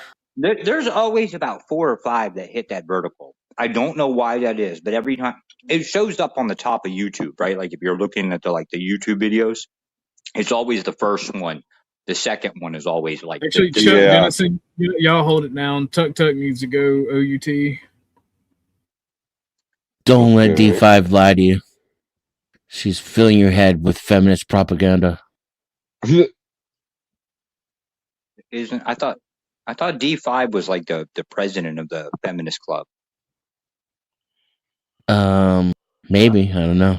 I don't know. I thought she was like in the version of the feminist CIA. I thought she was a reformed feminist, didn't she? Nah. She's more of a conservative, I thought. Well, that's what I mean. Reformed feminist. She's a card-carrying ball stomper. What you talking about, Willis? Yeah. Oh, she's got the stilettos, huh? Yeah. D5 is straight up man hater. D5 said she lets her man take care of her and she appreciates it. So I don't see the feminism there. That's just what? You don't let no man take care of her. Huh? She takes care of herself. No, she said she. I know, but she said her man takes care of her too. She said her man makes. What man? That's because her man is quite wealthy. Well, right, but she said she enjoys it. I'm going. That's not a feminist. She loves it that her man provides for her. Yeah, but if she wasn't with him, right, and was with a different man, it would. D5, what are these people talking about? Yeah, it would generally be the case that, well, there wouldn't be no man taking care of her, right? So she'd go back to the ball stomping policy. I don't think she has a man. I'm pretty sure I don't know. According to you guys, I am a bootlicking conservative feminist. she hates women almost as much as she hates men. Yeah, well, I mean, to be fair, right? She's a nurse, right? So she's gonna fucking hate everybody because I mean that she has to interact with those people. Of course, you're gonna hate people. Some Those jobs people. you learn to hate society. Oh Jesus! Yes, if you're just a misanthropist person like yourself. No, she goes to work, right, and is exposed to nothing. Nurse law. Oh, candy striper. Dennison, you're not a misanthropist? No. Are you sure? Yes. Okay, let's say not a misanthropist by nature, but like, you sure at this point you're looking at what exists and you're kind of thinking about most of them? Well, I mean, yeah, you know, that's a different question. Well, it's kind of the same. It's right. Like I said, maybe not a misanthropist to the bone, but yeah, misanthropy is pretty easy these days. It's pretty easy to be one. It is. It's just like, look around you. I mean, what's a misanthropist? Just a person that thinks humans are dumbasses in general. Okay. Well, I mean, by that definition. I mean, like, that pretty much describes the general, like, the majority population, right? How do you not? Yeah. Like, how can you not be that based That's on that what I'm definition? saying. Actually, it's hard to get around it these days. I don't hate people, but yes, people are generally dumbasses. I wouldn't find the word hate to you, but and the word hate is in the definition of misanthropy. But I always say take the word hate out, and most well-reasoned people are misanthropists nowadays at this time. I'd like to claim I am, because I generally have hatred. It's just you can't do much with it, right? So the feeling, there's no use in the feeling because you can't actually act on it, right? That's right. It's a drain of energy, and it's not good for your soul. And there'll never be a utopia. I wish the definition would involve pity. Somebody that pities most of humankind. See, now that brings up the deserving question, right? Why ought people deserve that pity? All right, Wilson. Because they're humans. Pathetic humans that are, somebody took their brain and twisted it, or they twisted their own brain, or they don't have the intellectual wherewithal that some have. I'd like a higher standard, right? If I'm going to relate with another person, right, I'd like it to be something other than we just share the same title of the species. Well, you don't get around that. See? You're back in the fantasy land. Yes, like I need a little bit more. I like when my grandpa just uses reality to knock the knees out from other people's dreams. I mean, life is a bitch. No matter how you slice it and dice it. That's right. That's right. It's what you make of it. That's right. D5, quit talking shit. I know that you're not with a man or a conservative nurse. I don't know if he's kind of conservative. She's a ball-busting anesthesiologist is what she is. She is a ball buster, right? But now... Is that how she gets her men? With That's anesthesia? crazy. I was just going to say, I'm hungry. I need one of y'all to make me a sandwich. And look, there's my woman in the chat. Yeah, her man ain't... She's already got it made. Pussy, right? I didn't have to say nothing. Yeah, her man's I'm the sandwich maker in my family. D5's man is a kind of a ball buster too, right? Like you catch him. She read my mind. D5, she don't strike me as a ball buster at all. Oh, cross her and see dude, what happens. Dude. No, that's not the definition of a ball buster. A ball buster is a woman that, for no reason, tries to nag and drive men crazy. There's always a reason, right? Like you mean a woman? No, there's many times women run their mouth when it's like, shut up, that man ain't that bad. When you're making shit up about men in general. D5, yeah, that's preference. About men. That's just preference, right? Or one maybe perceives it as being lower than the other. I know D5. I could never call her a ball buster. She doesn't do that to you because you're her sugar daddy. Damn. The sugar daddy? Jeez. Could she make her own money without you? Yes, in her industry, yeah, she probably makes really good money. I'm going to assume. Sugar daddy, then, Dennis. Goddamn. I low key think her man probably makes more. I'm guessing. I don't. I'm Actually saying know you're YouTube sugar daddy. She loves you. She can't stand me. Who's that? D5 can't stand you. I mean, with good reason. D5's picky. She's picky. She's really picky. And I'm a misogynist. Misogyny. Same as misanthropy. It just seems like these days it's easy to do. It's not as if you're just that way because you're just unreasonable. It's just like if you can back up misogyny, which a man can these days. Yeah, you can it's not my fault. Like, look, they do this, and this. Guess what? They're pieces of shit. I don't hate women. I just don't like what they do, who they are, or how they act. That's right. And it's not my fault. I wanted to ask RLM so bad, but I wasn't going to go up there. Why not? Well, I don't know. She showed up on my stream one time. I wanted to ask her though, in such the most gentlemanly way I possibly could, because she was talking about how she made a very good point when she said that women need to experience life with a man when they're just marry a man when you're young and experience that life, and it's better for society. Good point. Yeah. I just wanted to ask her though, RLM, do you regret those tattoos? You know, I wouldn't have said it in a smart ass way, because I think tattoos throw off the feminine mystique into a masculine area that is just very destructive for a woman. Yeah, I do not like tattoos. I will agree with you there, Brave. I just wanted to ask her that. It's like taking out like a Rembrandt or a Monet and then just like spray painting neon Joker paint all over the top of it. It's just, there you go. Why would you do that? Why? You just taking nature's most like perfect creation and what? Threw up on it. My niece has got one that starts up on her left temple, comes down the side of her face, her neck, goes across her body, and goes all the way down to her right big toe. Oh God, that would be annoying as a man. It is. I don't even know how.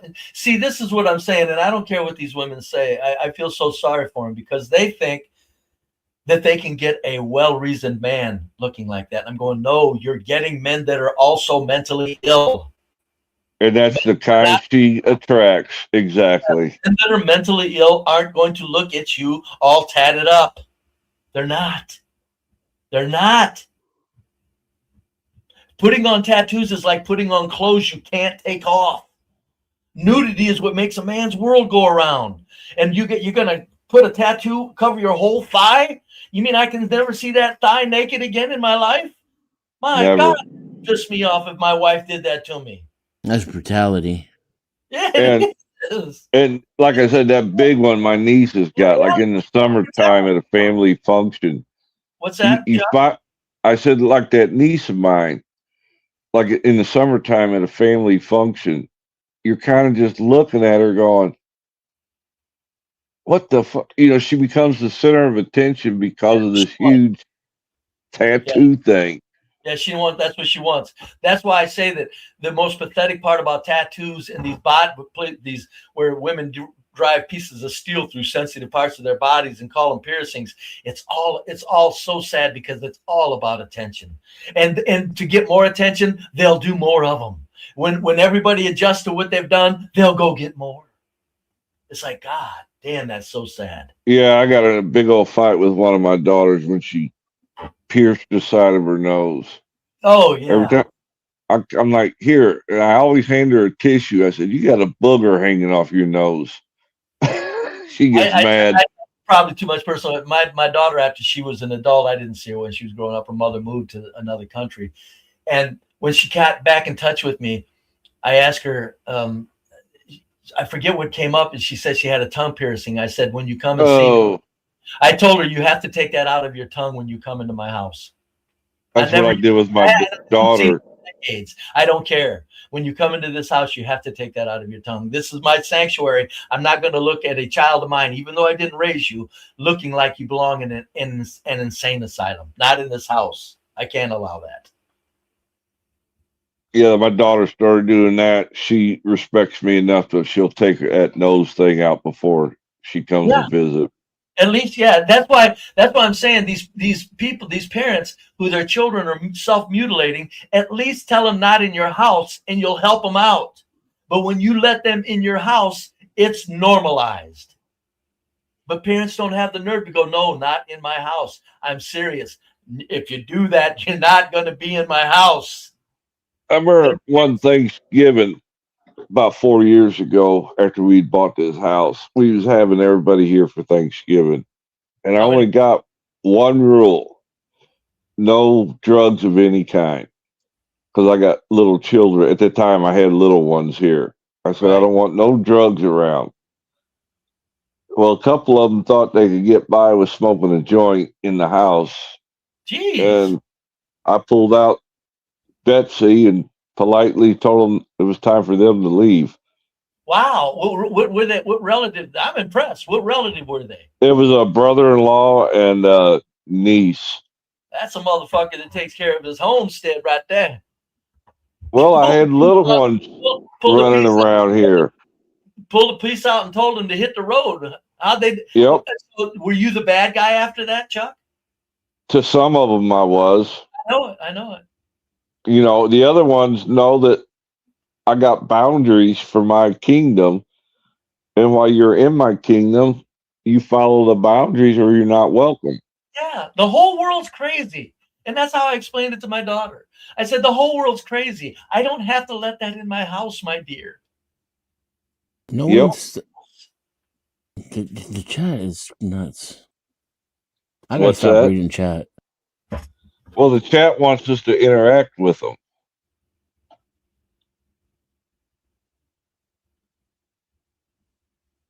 No one's telling anybody they can't get tattoos. The people that get tattoos, just telling you that tattoos are gross. Right. So, like, you telling me that I can't not want to be attracted to tattoos is the same as me telling you can't get tattoos. First off, tattoos. SD5. I'm allergic to the stuff to begin with. Is one problem. I get a sniff of it, even raw before it's lit up. I start getting nauseated. I just can't handle it.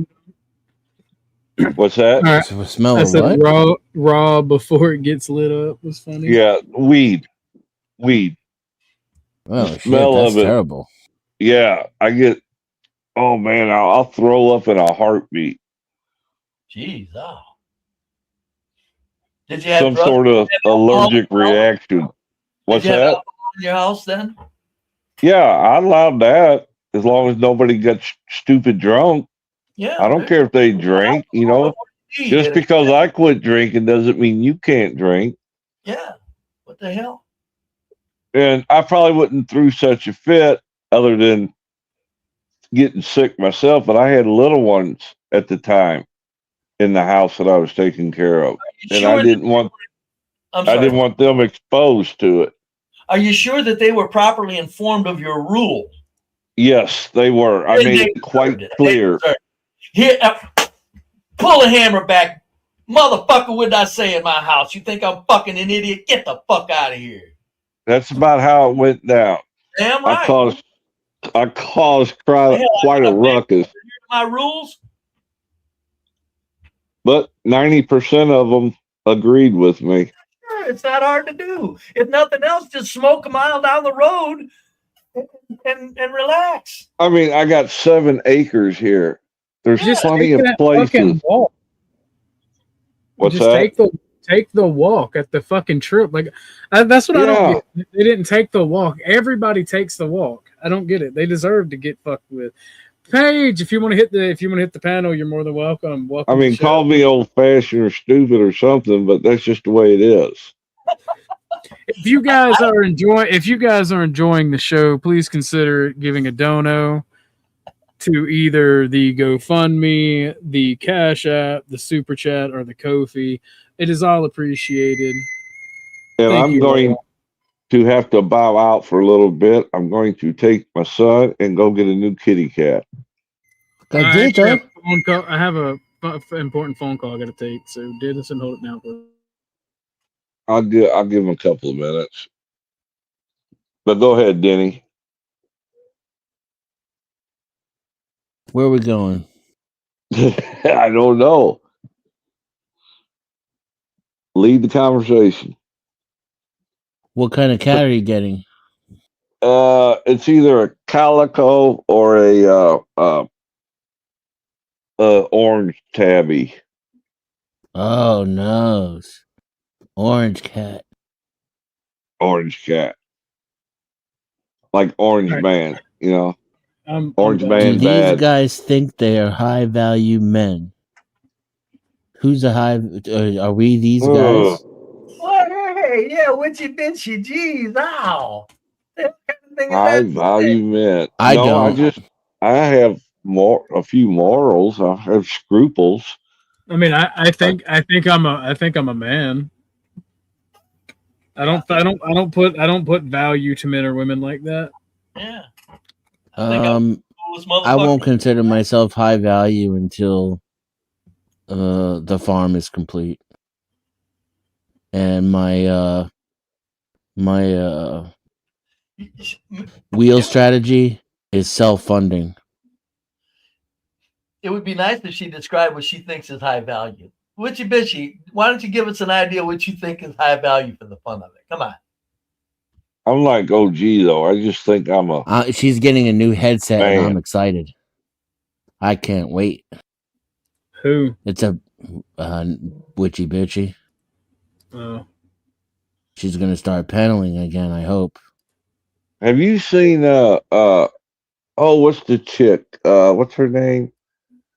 The one from Finland or Sweden or Norway, with the big forehead. Well, here's the thing, Chatter King. Do I have a lot of money and assets? No. Can I beat someone to death? Yes. Can I take their shit? Yes. There you go. Shoot them? Yes. There you Doesn't go. make you a man though.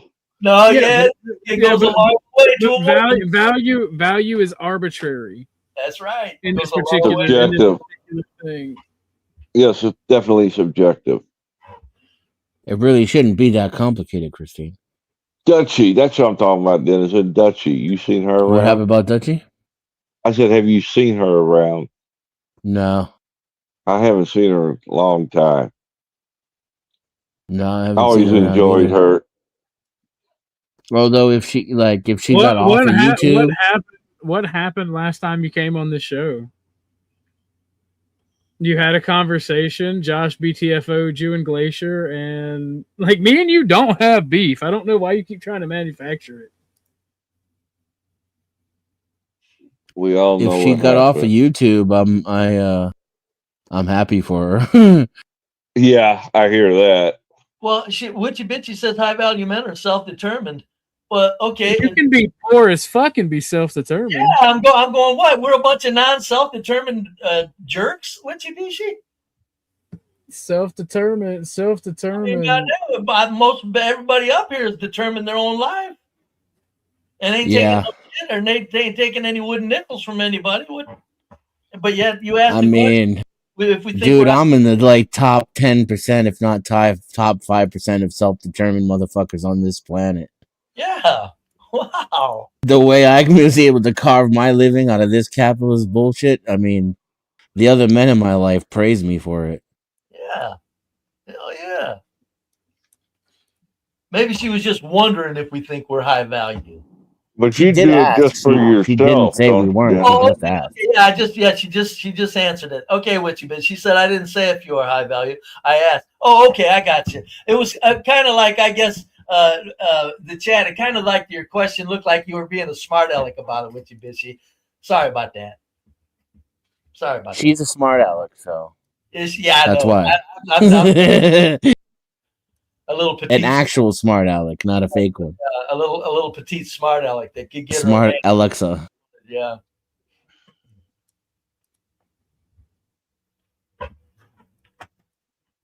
Go ahead, guys. I'm just taking this test.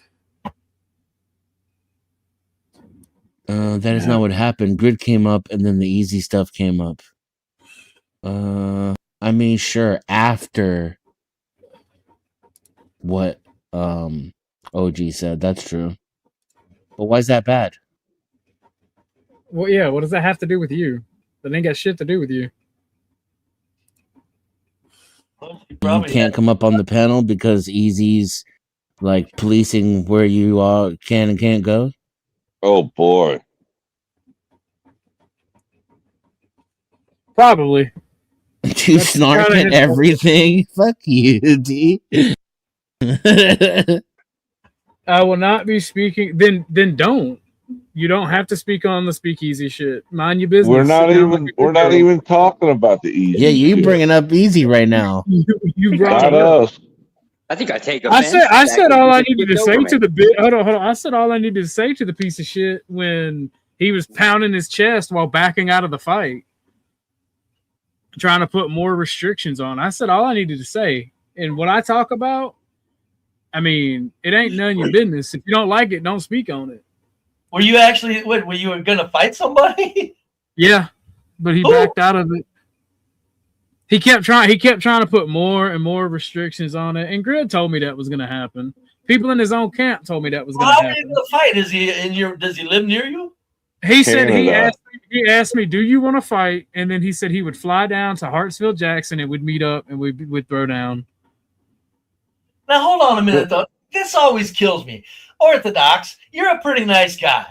I can't picture you. Okay, Orthodox, I don't think. Are you sure you can fight if there's not a real good reason? Which being just flying out that. Brave. I am a nice person because I'm capable of violence.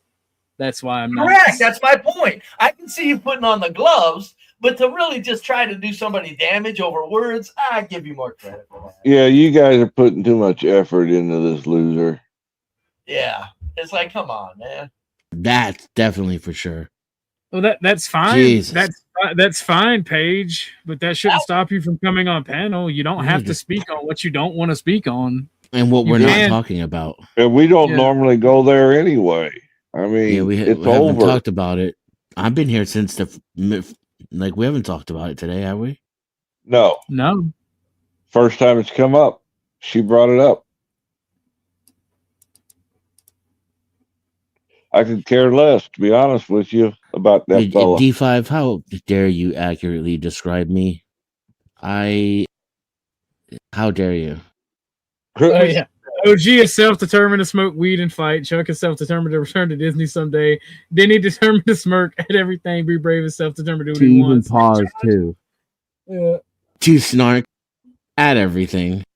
And I got skipped over, like I just got a name mention, right? But no assessment at all. Like I just got skipped over. Like, yeah, that means when your balls drop, she might give you.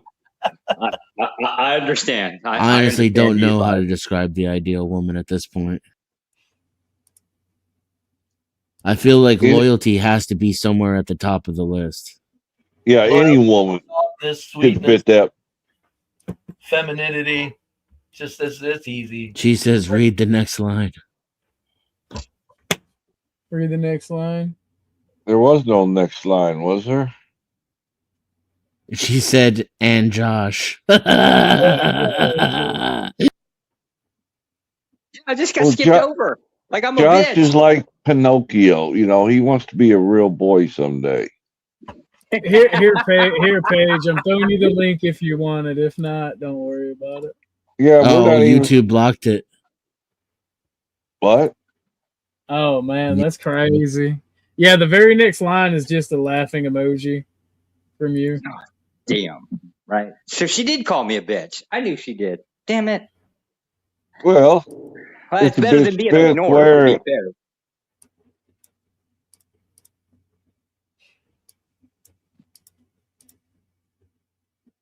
I'll come on if there's something for me to speak about. We're talking politics. There's always something for you to speak. I'm not going to play these games with you people.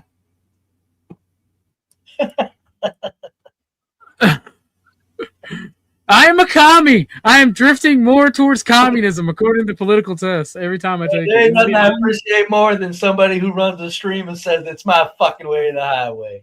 It wasn't scorched earth. I just burned down a couple of village houses, which granted is more than usual, but I saw that, Denny. I saw that. There's still many levels past, including scorched earth, which I would agree you're right about, but I didn't go that far. And then there's napalm, which is much worse. Now if you need napalm, just let me know.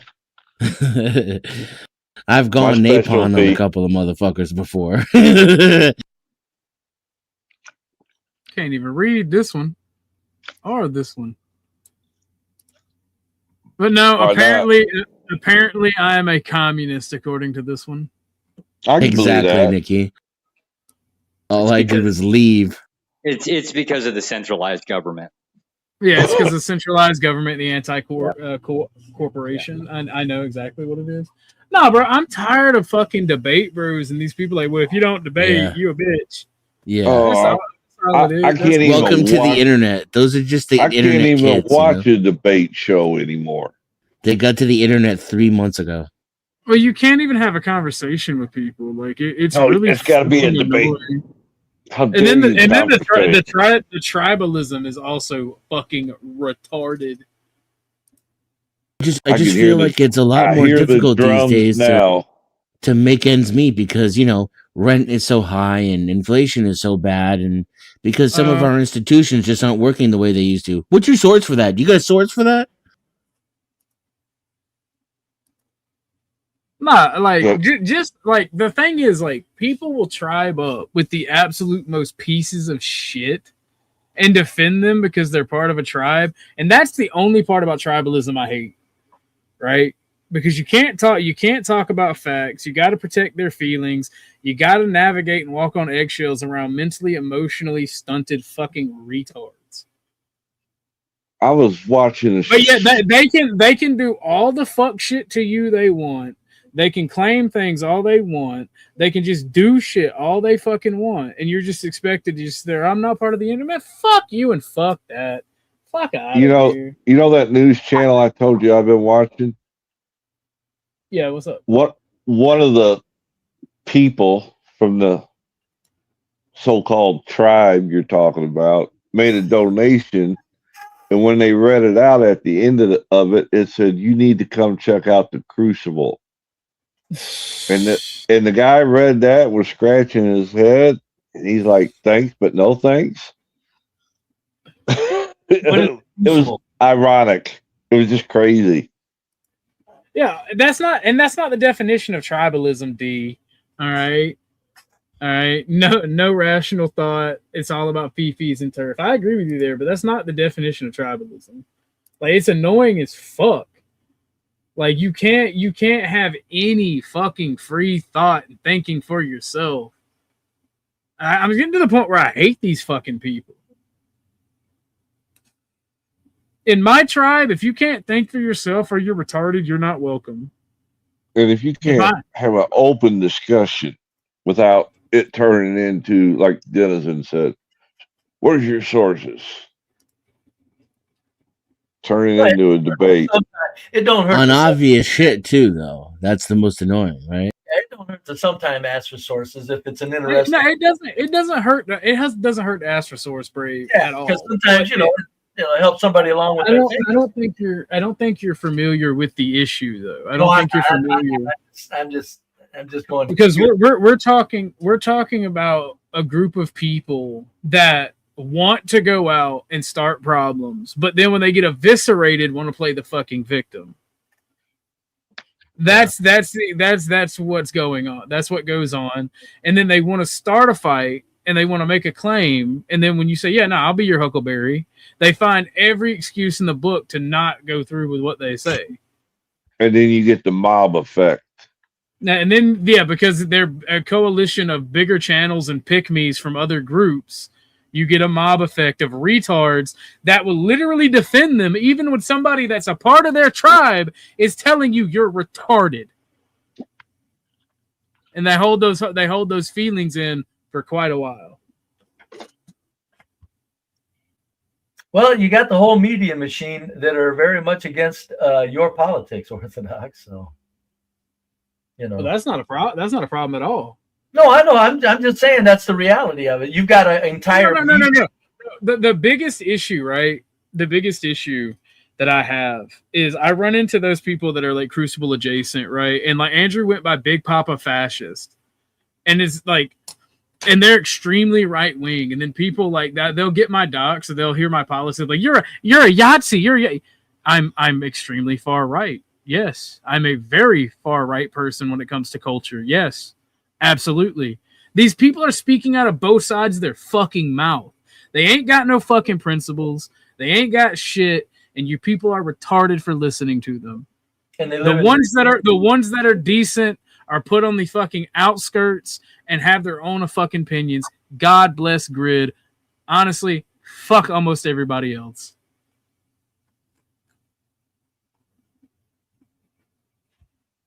Go ahead, panel.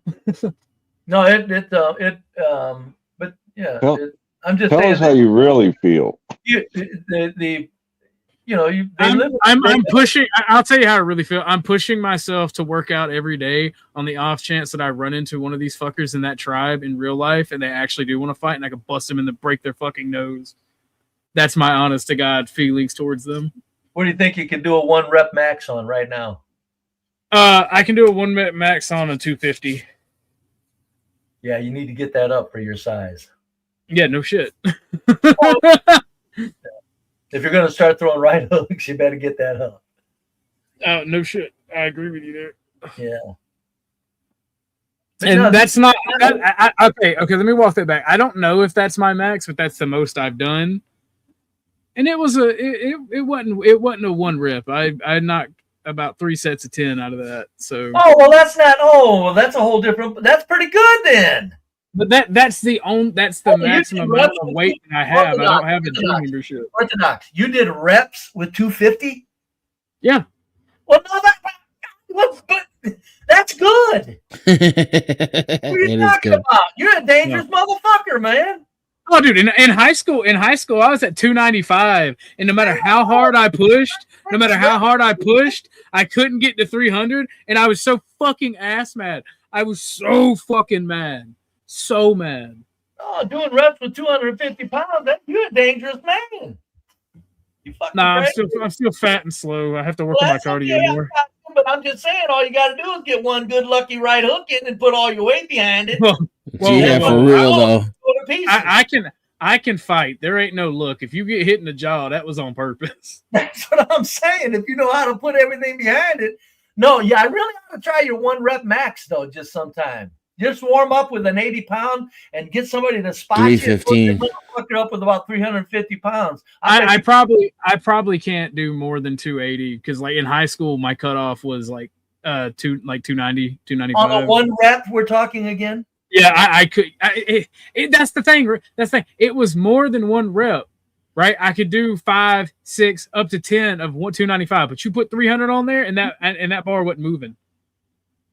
Like I couldn't lift it up. I couldn't fucking rep it or anything. That's because you don't do max.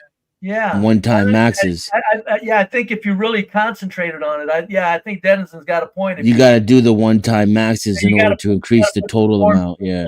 And have a good spotter there too, so you're not. Yeah. You don't want to. You got to have a spotter when you're doing the 1 rep max. But yeah, no, hell, Orthodox, you're a dangerous man. 250 pounds. Oh yeah, no. When it comes to lifting weights, brother, I've never lost my strength. Well, I say I never lost my strength, but it has gone down because I just fucking got depressed for a little while and stopped working out. But like, no, I've always been able to lift weight. Now, when it comes to running, I can't do that. Yeah. I can box. I can't really I can wrestle, but I get tired quick. You know what I'm saying? I know how to get out of certain shit. Like I can get out of arm bars and choke holds, but I can't wrestle for long at all. It's your size. Just a little bit goes a long way when it comes to knowing how to wrestle. Oh no, dude! At my size, if you get me in a hold that I can lift up on, I'm just gonna slam into you repeatedly, like lift us off the ground. That's what I try to tell people that think they're badasses. I'm saying, see that dude that's 6'5" over there and he weighs 280 pounds. he'll pick you up and break you in half on a fucking tree trunk, idiot. I know. I've done that. So people quite frequently forget there's a difference between actual fighting, sparring, and playing. Yes. Right. Like my one of my best friends growing up was a state champion wrestler. Right. Me and him got in a fight. He thought that shit was gonna work, and I'm a fat fuck. He got on me and put me in a chokehold. I just lifted us up off the ground, held my breath, and just slammed into him. Just fucking threw my back, threw my head into him. Like I hit him in the nose, the back of my head, and everything. And I'm just slamming into him. He just fucking like finally let me go. Turned around and full mounted him and started busting him in the fucking face until he went to sleep. Right. I always say there's some men that they're big and strong and fat. The only way to fight them is with a .38 revolver.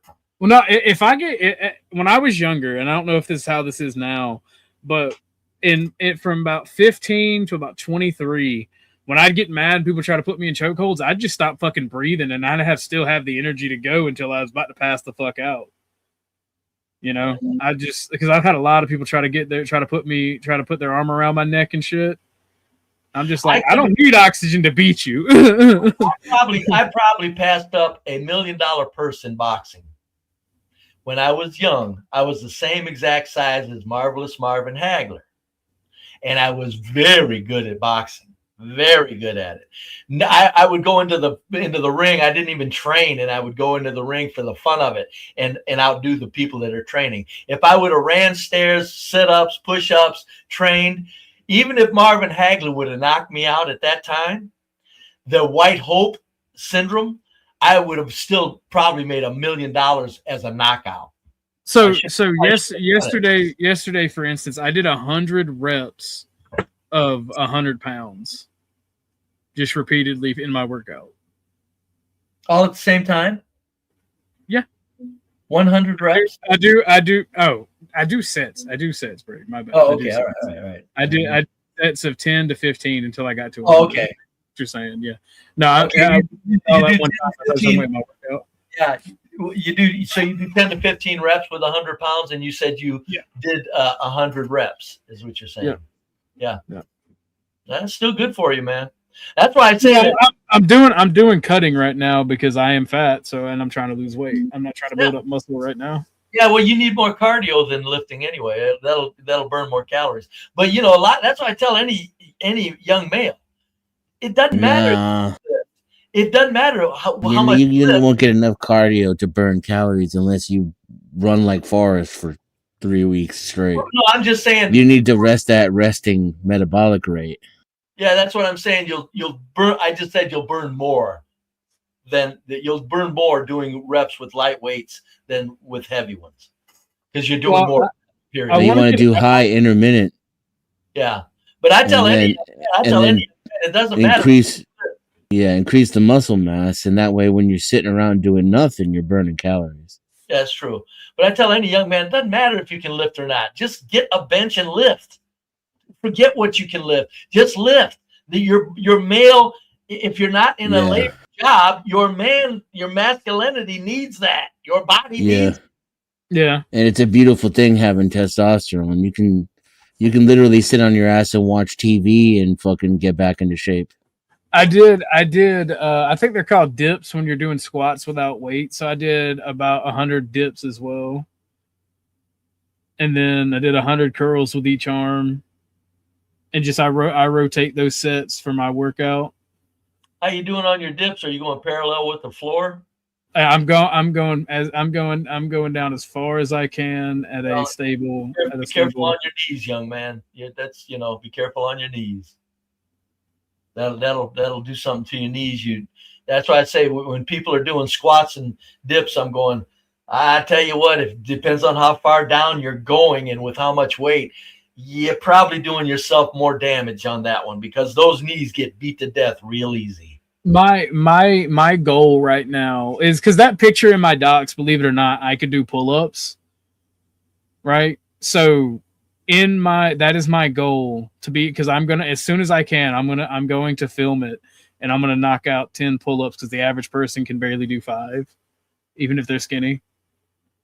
So that actually is my physical goal. I don't care if I don't care what it looks like. I just want to knock it the fuck out so I can shut these stupid motherfuckers up.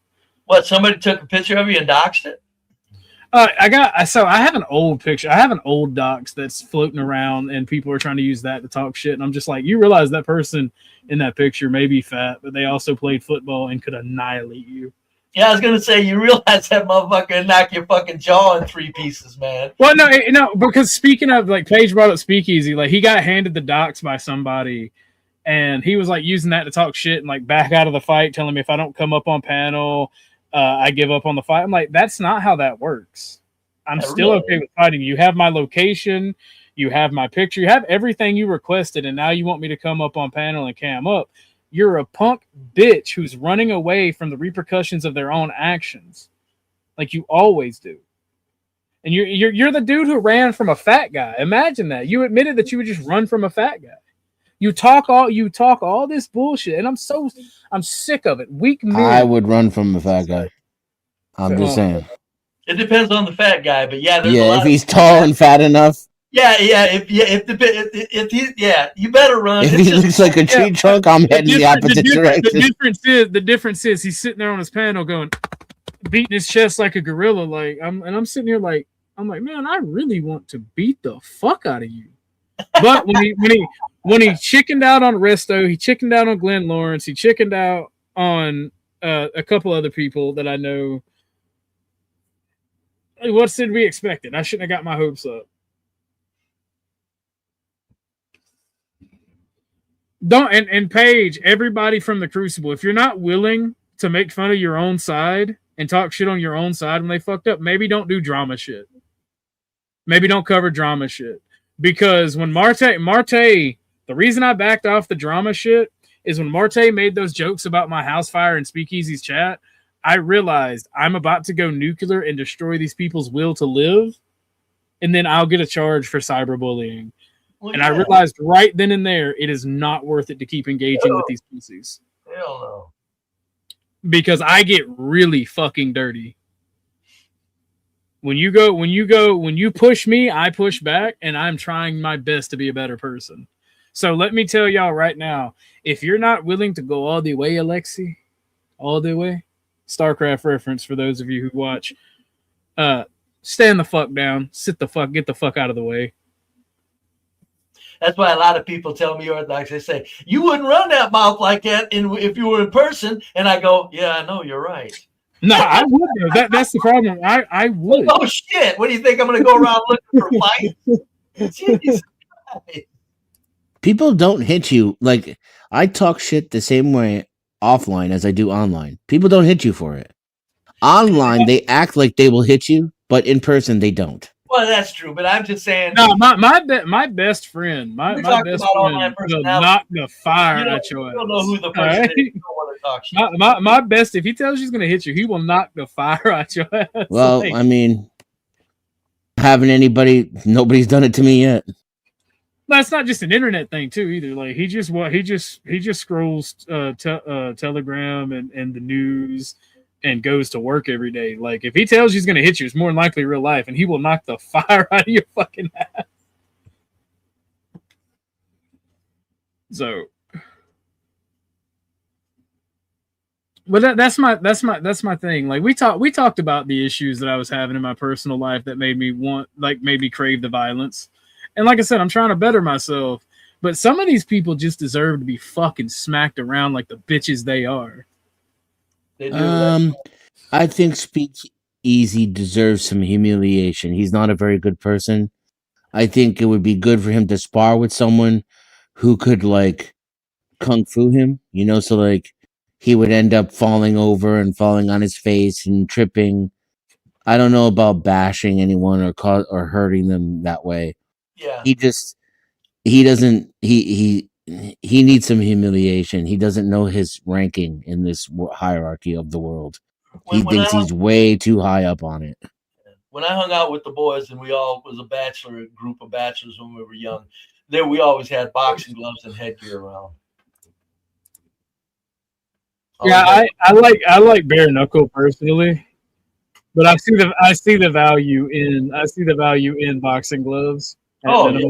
It's good 16-ounce boxing gloves. Oh, yes. because you can get pretty, there's no, anybody, and I always won. That's why I'm telling you, that's why I had to go to a gym to get somebody that I could compete with, because I'm a natural at it. But boxing gloves, you can get a little bit rough and tumble, and nobody get hurt. Nobody gets hurt. Although I did knock 2 people out in the front yard accidentally. It was an accident too. I did not mean to. They got real and I got real back. And they got a motherfucker down, hit the ground, down the floor, down they went. One was cool as hell because I'll never forget him. He was a good friend. Was an old good buddy. And on the way down, he was still talking shit while he fell. I'll never forget that as long as I live.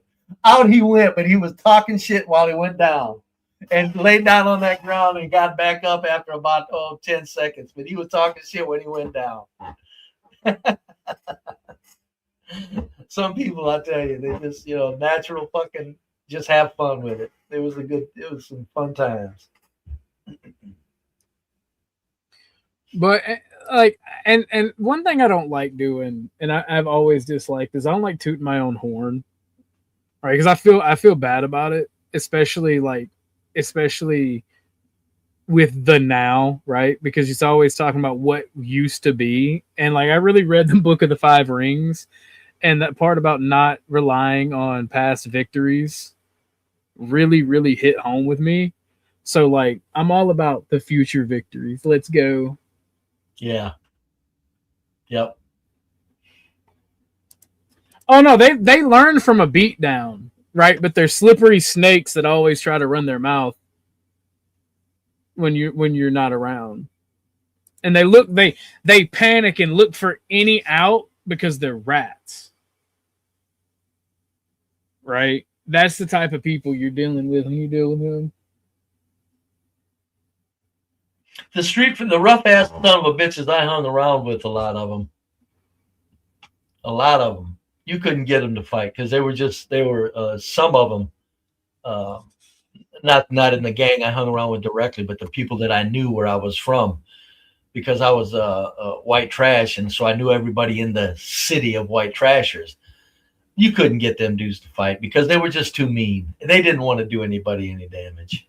You couldn't get them to fight, and if you did, you had it coming, because other than that, they just laugh it off and say, "Nah, get out of here."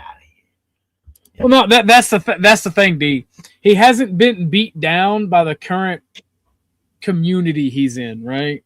These type of people, they move from community to community, and the internet really allows this to be more fluid. He hasn't been smacked around by somebody in this community that go, I know you're a bitch. Your blood was on my knuckles.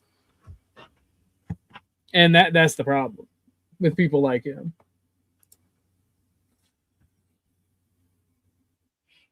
So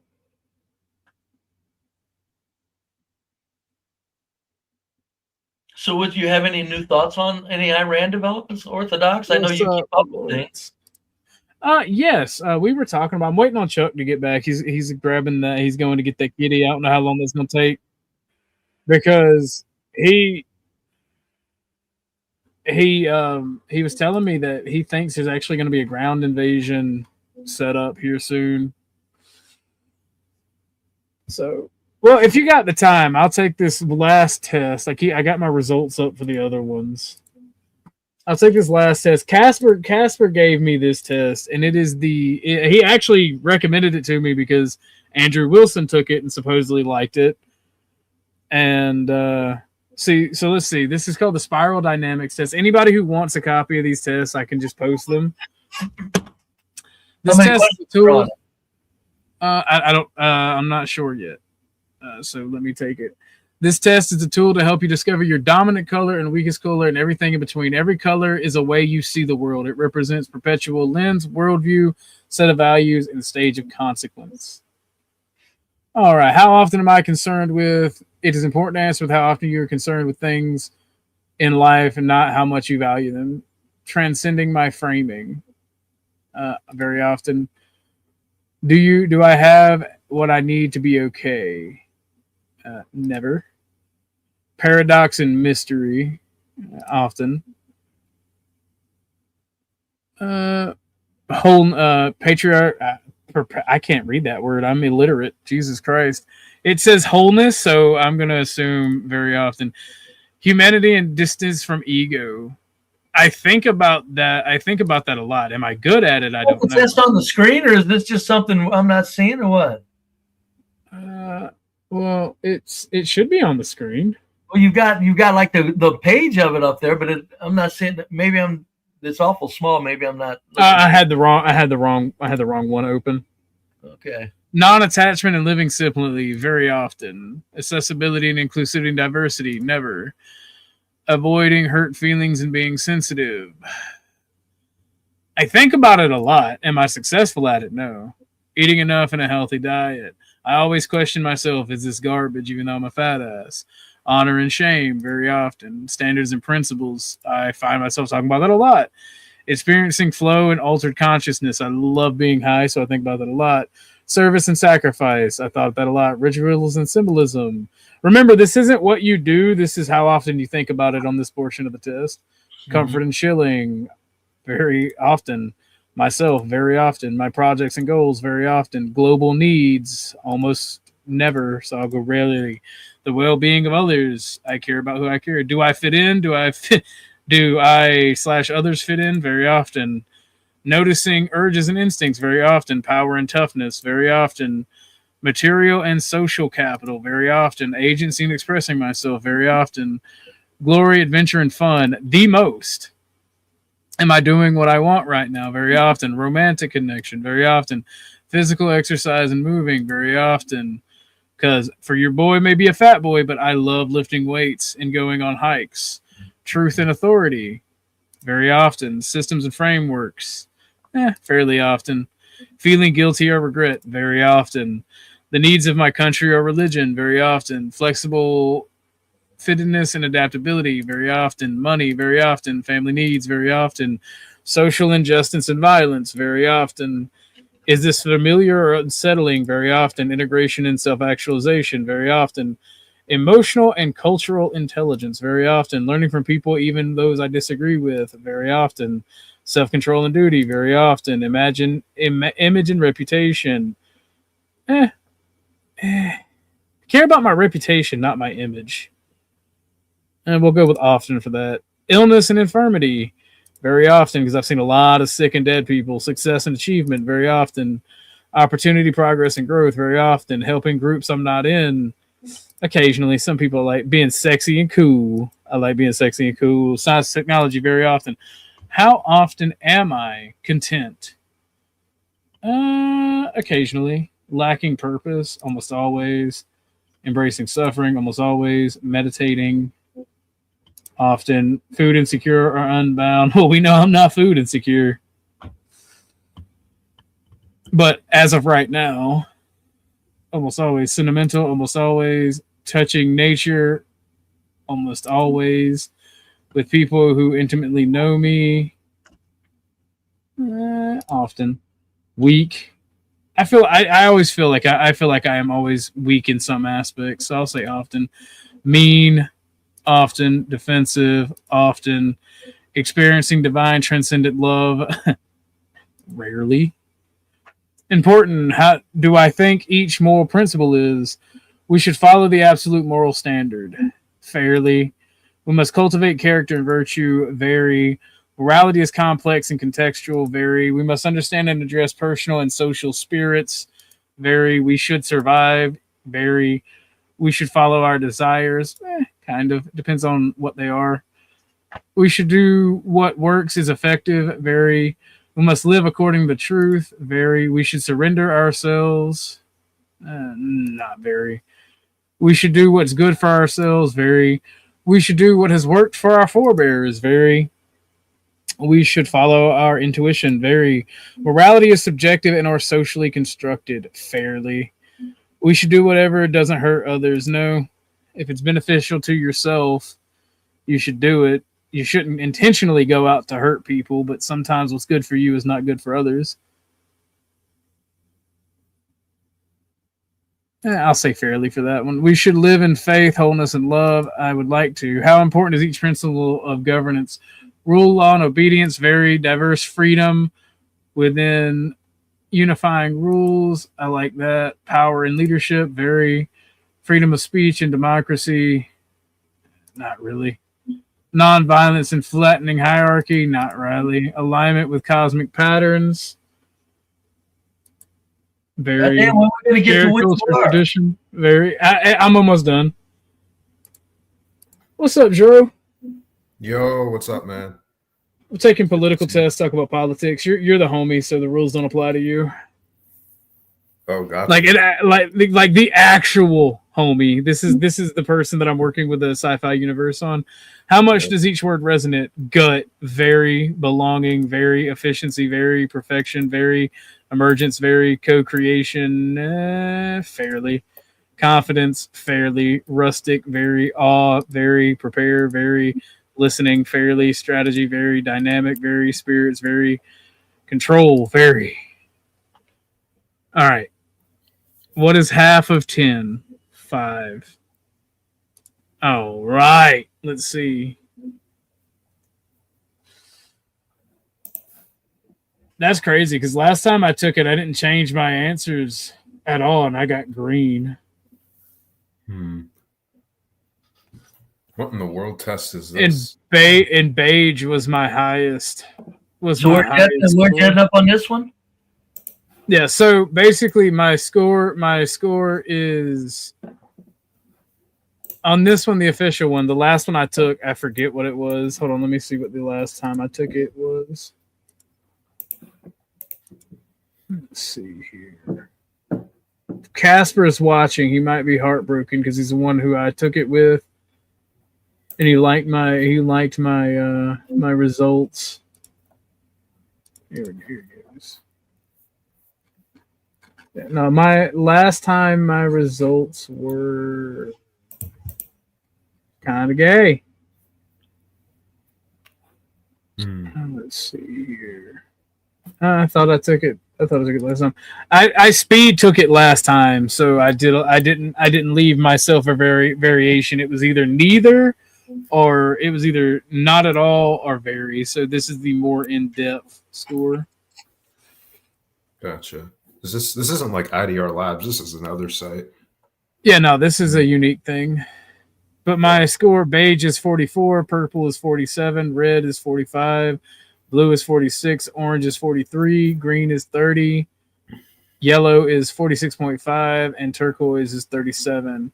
So beige is survival and sense, purple is kin and spirit, red is power gods, blue is truth force, orange is strive, drive, green is human bond, yellow is flex flow, turquoise is yellow view. And you ended I ended up with the highest being purple and the lowest being green.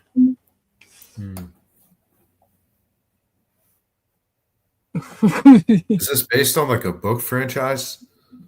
I don't know. So let me read it out. Your highest score was purple. Scoring high on purple means you value family, familiarity, and intimate connection. Much of your life likely consists of spending time with your tribe or family, considering their needs and following the path of your ancestors or the spirits. The comfortable and conventional motivates your decision making. Purple is the magical and tribal color of spiritual concern with family spirits and ritual purple. The rules for the stream is this is about my political ideology and journey, and I'm not going to let people interrupt. That's all, Drew. Oh, gotcha. Okay. Yeah. Just common courtesy. Yeah. People see through the lens of familiarity and ties to meet the needs of home, seeking safe, cozy, and connected places and people. Purple orientates under tradition and intuition without question its role. It tends to see kin, culture, and religion as a bound to one. Strengths: loyal, warm, inquisitive. Weakness: insular, passive, superstitious. Green is what I scored high on last time. You reject vulnerability and fear being taken advantage of. You likely think people these days are too sensitive and too emotionally driven. Because of this, you likely miss out on humans' bond and informing and the information given from empathy. Others may see you as closed off, tough, and hard-hearted. Green is communal, homogeneous, and a global color of the spirit. It responds to the materialism and capitalism as orange, focusing in on the human element, including subjective experience and culturally constructed realities.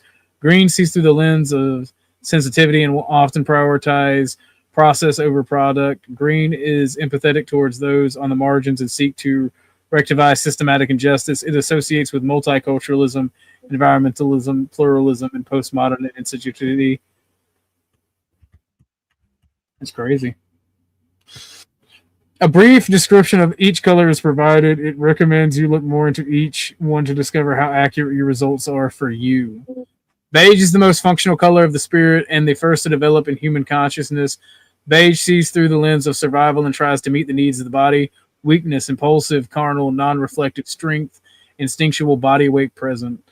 Purple, family, home, tradition. Purple is the magical and tribal color of the spirit, concerned with family, spirits, ritual. Purple sees through the lens. I'm not going to read purple. We've already read that one. Red, autonomy, power, desire. Red is the powerful and egotistical color of spirit. It is breaking away from the tribe to become one's own person. Red sees through the lens of power and tries to make sure they can product themselves and assert their wants, needs, and boundaries. Red can be adventurous and fun, but also self-centered and dominating. Weakness, short-sighted, rebellious, ruthless. Strength, fun, sexy, and tough. Blue, stability, moral duty, and law. Blue is structured and purpose of color of the spirit, which sees through the lens of duty. It responds to the chaos of red with moral authority from above, rules for society, high ideas, and pursuing a purpose that transcends oneself. Guilt turns on long-term planning, activates. Blue, self-sacrifice for its social group, religion, or nation. Weakness, rigid, dogmatic, judgmental. Strength, responsible, fair, long-term thinker. Orange, achievement, efficiency, nuance. Orange is the strategic and individualistic color of the spirit. It works with the blue to secure, maximize benefits, productivity, and innovation. Orange sees through the lens of efficiency and often has an ends justify the means attitude. Orange typically believes in individual freedom and rights, merit-based rewards, and trusts what science and technology give us. Orange efforts have been the driving force behind capitalism, the scientific revolution, and the industrial revolution, and commercialism. Weakness, overworking, competitive, narcissistic. Strengths, hardworking, efficient, innovative. We already read green. So yellow, I can't fucking read that. Yellow, flexibility, actualization, and integration. Yellow is the integrative and adaptive color of the spirit. It is the first color in the second tier consciousness, marked by distance from the ego, humanity, comfort with ambiguity, and paradox. Yellow sees through the lens of flexibility. It seeks an authentic integration of each color within itself and in the world, building bridge across communities. Yellow is always learning and growing in the ability to relate with dialogue well with others. Yellow tends to thrive in philosophical exploration, but must also learn to grow through the heart and embodied experience. Weakness, theoretical, aloof, minimal. Strengthness, non-egotistic, available, adaptable, wise. Turquoise, expansion, detachment, transcendence. Turquoise is the expansive and mystical color of the spirit. It is the final color representing the furthest edge that human consciousness can as of yet reach, while yellow is self-actualization, turquoise is self-transcending. Always calling us beyond ourselves. Turquoise shifts perspective, not through intellect, but through experience, persistence, and relationship with the transcendent. Turquoise sees through the lens of expansion and comes to new insights. To detach containment can lead to complicity and inaction. Weakness, unreliable, detached, self-rejecting. Strengths, mystical, insightful, and content.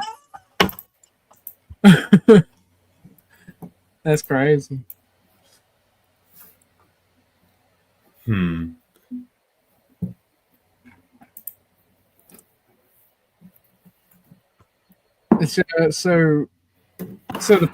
here's the reason for the test, right? Yeah.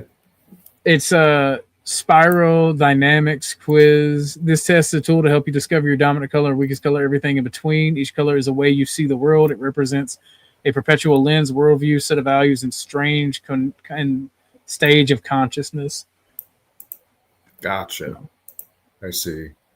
This sounded very, I guess, esoteric, but like it is very esoteric. Yeah, but like in a marketable way. I don't know. Well, I mean, I took it and I got yellow and green. I think it was, or green and yellow, the first time. But like I said, I just quickly read through and just like answered. Yeah. But I was trying to be more subjective this time, like actually read it. Go ahead. Yeah, like I saw the green description, and it was like prominently concerned with multiculturalism, environmentalism, and hearing that was your highest last time seemed a bit funny to me. Well, I think that's why Joe got so angry. Yeah. The course corrected this time, it seems, but funny to me at least. Where's Joe Cool been? I don't know. Hope everything's okay. Usually see this is a Christian based test, it seems. Too, by the way.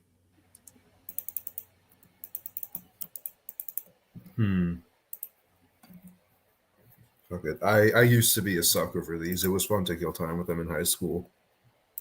Oh yeah, no, I love personality tests. Yeah. Did you ever go on IDR Labs and see like the which dictator of history of tests are you? Yeah, I got H-Man. Hell yeah. I got H-Man and Stalin. Like I take these personality tests frequently to see what changes. Yeah. The funny thing is like, according to the results of the test, like the only difference between like Hitler and Angel is just like a few points, which implies that they're closest to each other. That's crazy. Who knows? Thank you so much, Ike. Good panel, regulation and moderation in composition. Good sir, you are a major influence in my life, and I have thought about the things that we've talked about the past 2 months, maybe 3 months, and trying some new things. I'm trying to be better. I appreciate you, good sir. Thank you very much for that. But that's kind of why. I think your panel is a little bit. It's not quite as got the viewers going on. That's when you have the panel up here fighting with each other. No, we're actually maintaining. I have between 20 and 30 viewers on average. Oh, and right now we're at 22, 23. Okay. No, I mean people seem. So the better quality people that I actually like talking to seems to stick around when I don't let people fight. Like a little bit of drama is fine. Yeah. But it gets repetitive, and people that I actually want to talk to and like don't want to stick around. And I would rather have. I said a year ago when I started streaming that if I can't stream for like the 5 people that I care about and want to stream for, I don't care about streaming no matter how much money I make. And I stand on that. Yeah. Right. And I would rather stream for those 5 or 6 people than have popularity. And like that's why I didn't go as hard on Paige as I feel like I should have. Because I'm sick and tired of people bitching about us doing the drama and then doing the drama themselves and just being bad at it and tribalist. Well, there's a real need right now for a stream that really talks real nice and polite, even though you get shitty with each other, like you say, because men are men. But right now, what's going on in the geopolitical sense is a little different than what's been going on for the last 50 years. So it's really when it comes to streaming, it's time to have some real nice, polite, harsh discussions about things. But so I mean, it's pretty timely. Speaking of Brandon Herrera won his congressional district. Joe, has Huscord been celebrating? Oh shit! I don't think anyone knows about it. Huss might have brought it up, but yeah, no. Brandon Herrera won because Tony Gonzalez dropped out. Yeah, they had a runoff. They had a runoff go in, but yeah, it's still like the farthest thing from consequences he'll face, from what I hear. But at least he's not going to be in power. So okay. So since Brave brought it up, we're moving on to the topic of Iran. I wish Chuck was here because there were some things that we discussed before the show. But gotcha. But he's still gone, and I believe that the U.S. losses were being lied to. There is no way that there has only been 6 people killed. Yeah. I do feel like they struck our aircraft carrier. They may have not done much damage to it, but either they struck it or they came close to striking it. And with them being low on interception missiles, they decided to pull back the flotilla until the second carrier can get there, because they're doing a 2-carrier strike group for the first time in like since at least since the Cold War. I think it's the first time since World War II. A multi-carrier strike group. Yeah. So that alone tells me that when Dennison and other people go and like talk how shitty Iran is, that tells me right there that there's more to this than meets the eye. And this, like Brave said, this shit is different. Yeah, this is not going in and deposing Saddam and people being happy until we bomb them too, or Maduro. The Islamic Republic is one of the few places in the world that still runs off of ideology and real ideology. Like, this isn't just going in and opposing someone. Like, this isn't us just like killing their dictator. It's us killing their pope. Yeah, take this with a grain of salt, because a lot of this is from Twitter. But the only way to find real news is to go through Telegram, Twitter. Like, you're not gonna get real news from mainstream media. Doesn't matter what side it's on. And there's a lot of people that I think of them as corporate agents that are on the YouTube feed too, like Scott Ritter and Douglas McGregor's, that are they're out here saying stuff that I don't I think they're like just propping up whatever angle they want to prop up.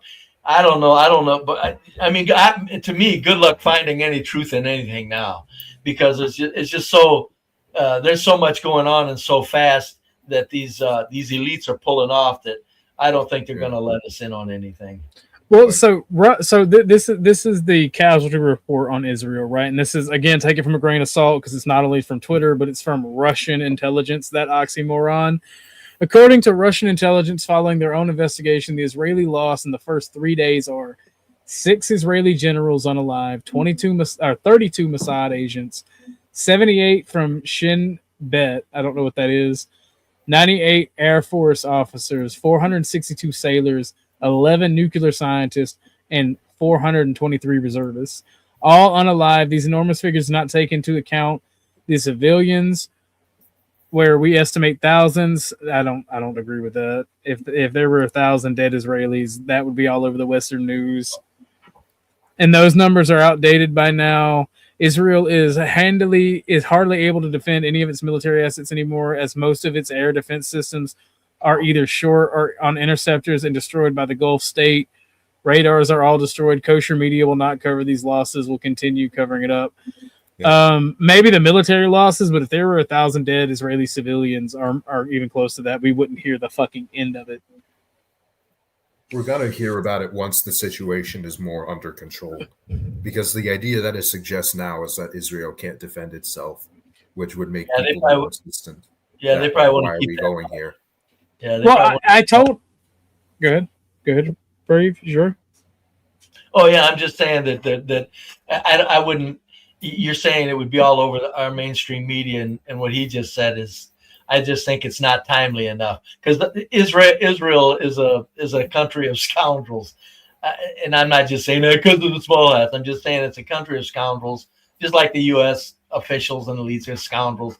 They're not going to tell us anything like that until it's time. Well, speaking of the U.S., our analysts are like some of the best in the world, right? That's part of the reason that we have a strong military, is we have a strong intelligence base.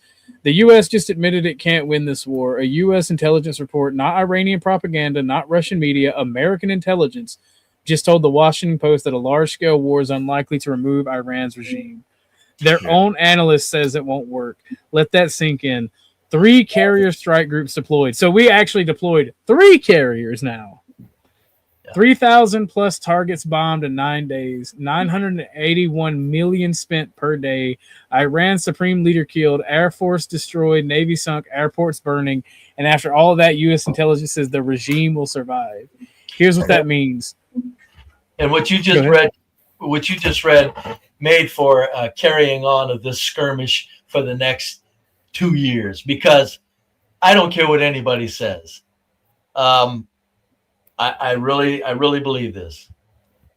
If the U.S. wanted to end this shit and they didn't care about the casualties, this would go in a whole different, horrible but resolving direction. It's just this. They're just going to. Well, this is just more forever war. This is just more forever war bullshit. That's what I'm saying. This is just. That's why they say, "Oh, it looks like the U.S. law just isn't going to win this war." They're just conditioning us. Yeah, get ready for 5 more years. It's honestly astonishing the sheer amount of I guess suppression I've already seen just in the first week of the attacks. Like, I talk to the average person, and their public perception of how the war is going is so utterly distorted from what's on the ground. Like, we took out the Ayatollah guys. It's going to be over any day now. Another dictator is gone. No one has any understanding in the public of how this war is going, and the media has such a grip on it that the only time they're going to hear is when they have their own family members coming back in body bags. Well, this is the difference, right? We're for the first time since the Korean War, we are not fighting rice farmers and goat herders. We are fighting a competitor that has military production and actual real strategies. They have been preparing for this war for 70 fucking years. They have literal underground cities built into the mountains and then desert where there isn't mountains. This terrain is the reason that empires die. It stretches logistics, it wastes men, and pisses off the home front. Because by and large, it is a useless piece of fucking land that is nothing, but for some reason, it fucking is able to punch above its weight and get empires entangled in it. Persia will probably be the last place on Earth to have a population. Just because these people will not fucking give up. That's the thing. I called it. I said that this was all propaganda, that the Iranian people don't want democracy. They don't want, because who are you actually listening to? You're listening to Western sources. These people don't want a secular democracy. These people don't want Western culture. Well, there's a lot of Iranians though that, I mean, they're thanking the U.S. So it's very distorted, because the only Iranians we hear about are the ones that are here, Starlink smuggled in, or the ones that are here, the ones that left, the ones that aren't over there. That's who we're hearing from. Do you know why I hate people who flee their country? Wait, Brave. Hold on, wait. I have to say this. The reason that I don't like immigrants, by and large, the reason I don't like people that flee their country and fix their own country's problems, is because they come over here, they bitch, complain, and lie to us. That's the main thing. In Vietnam, technically we won Vietnam. Vietnam. By all technicality, we won Vietnam. South Vietnam was secured. It was safe. We matched bullet for bullet. Those people didn't want Western values and democracy. The ones that did fled to over here. Yeah. Afghanistan, same fucking thing. The people that wanted Western society and wanted democracy are here. I think there were objectives that were achieved that we don't know about. In Vietnam's, Afghanistan's, Iraq's, this war is going to be the same thing. There are objectives that are going to be achieved that we are not going to be told about. I don't hate you, Emmett. You're one of the good ones. Hashtag not all immigrants. Like, I don't actually hate all immigrants. That's why I'm anti-immigration. And even then, not really. It's not. Immigration is not the right word for it. It's bringing in refugees. That's why I'm not for. Because that one bitch that escaped North Korea, right? She come over here. Yeah, she's hot as fuck. I'd put a baby in her. Yeah, she just becomes a grifter. She tells us about all the evil shit that happens over there. If it was that fucking bad, the Kim family would have been fucking killed by now. Mm-hmm. She's literally speaking the narrative. And the thing is, you see this happen. People will push for something for their society and then not want to deal with the repercussions. Look at Tim Pool.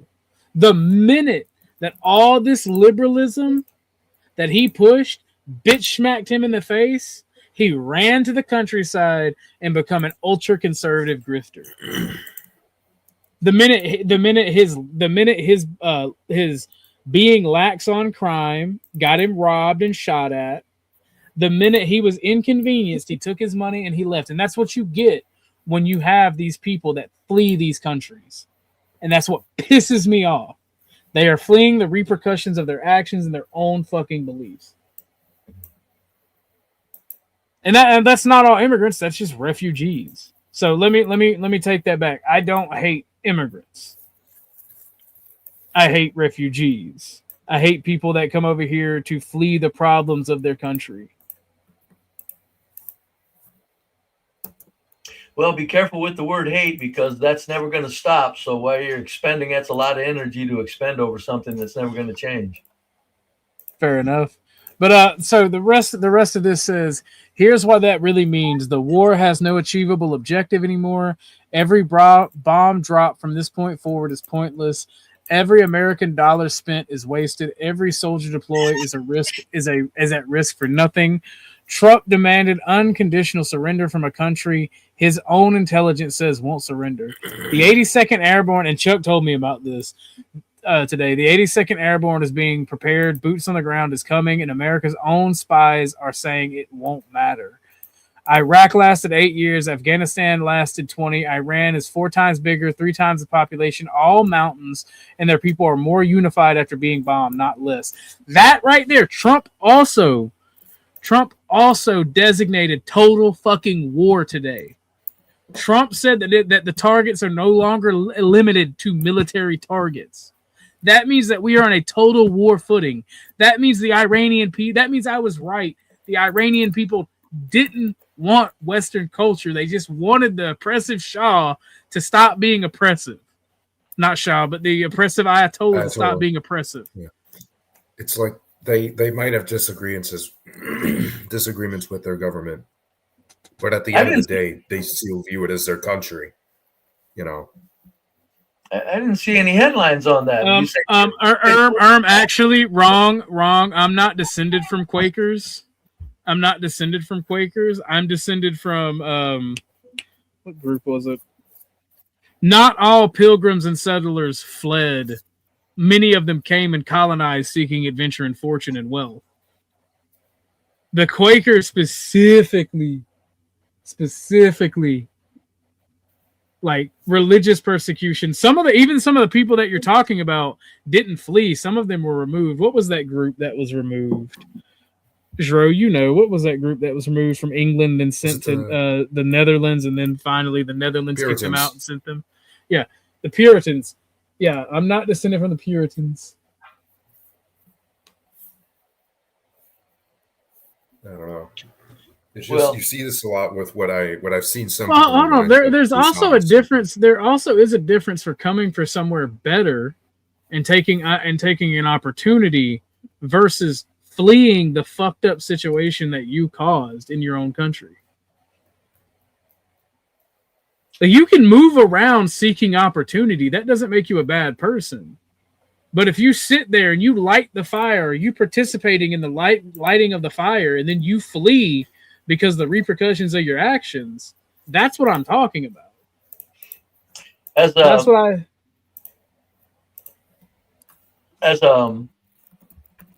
gonna hit the road, but on my way out, I'm gonna say this. I'm not saying it to be a jerk, but I think our objectives are being way more achieved than what anybody can even fathom, because we don't know what's going on at them levels.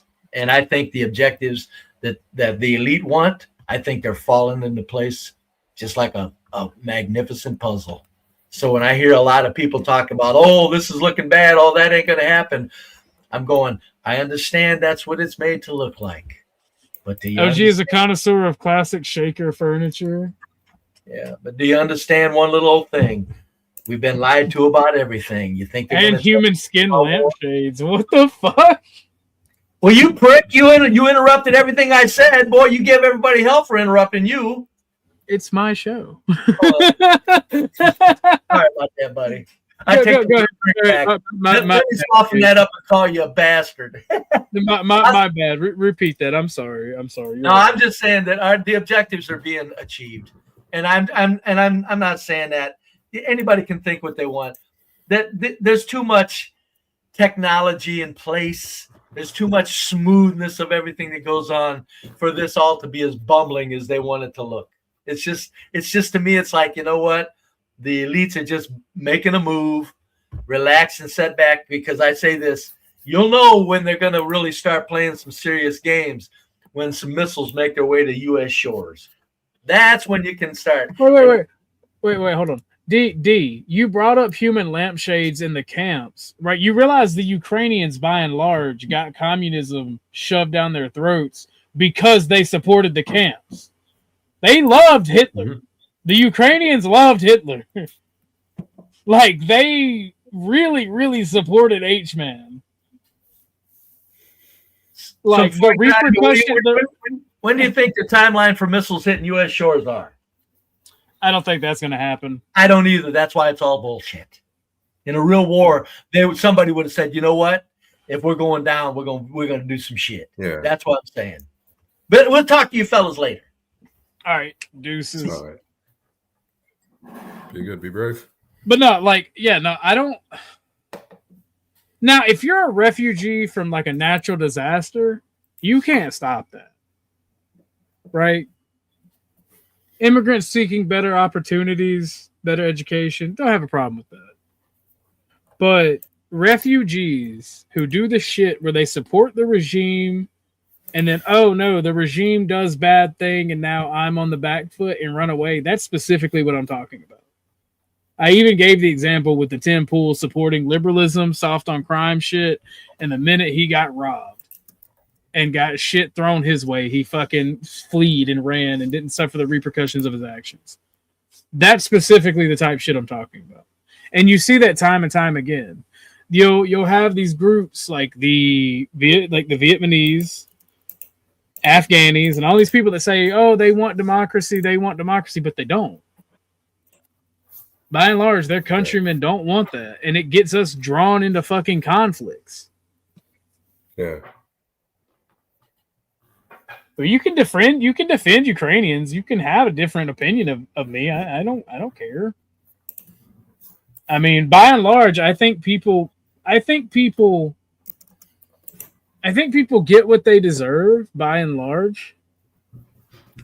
Like, if somebody deals with a tragedy and people help them, they deserve that because they've built strong bonds, right? If somebody gets completely fucked over, then they've done something karmic to not receive aid and help. Right? And I don't know, man. I'm willing to accept that I could possibly be wrong on my opinion, D, but I don't think I am.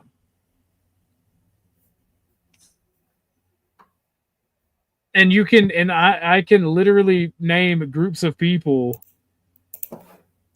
that have played the refugee card when, by and large, their community or their nation has supported the things that they are running away from. And even then, Drew, give me some, because we've talked about this before. What are some examples of like the worst humans escaping communism just because like they were shitty fucking capitalists and like fucked people over? I know you had some when we were talking about it.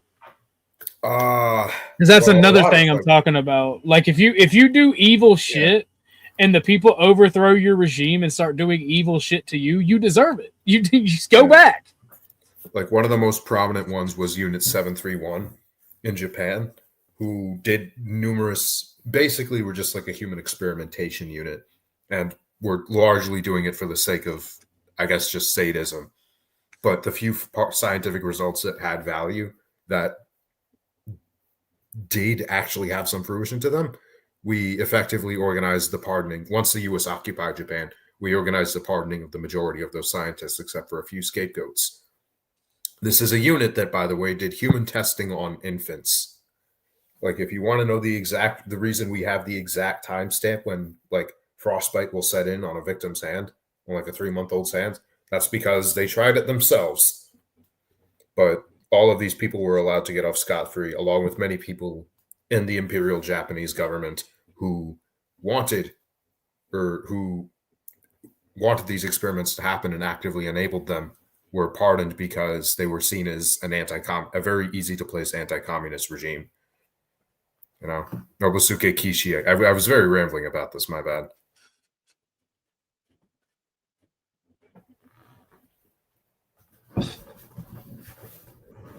Fair.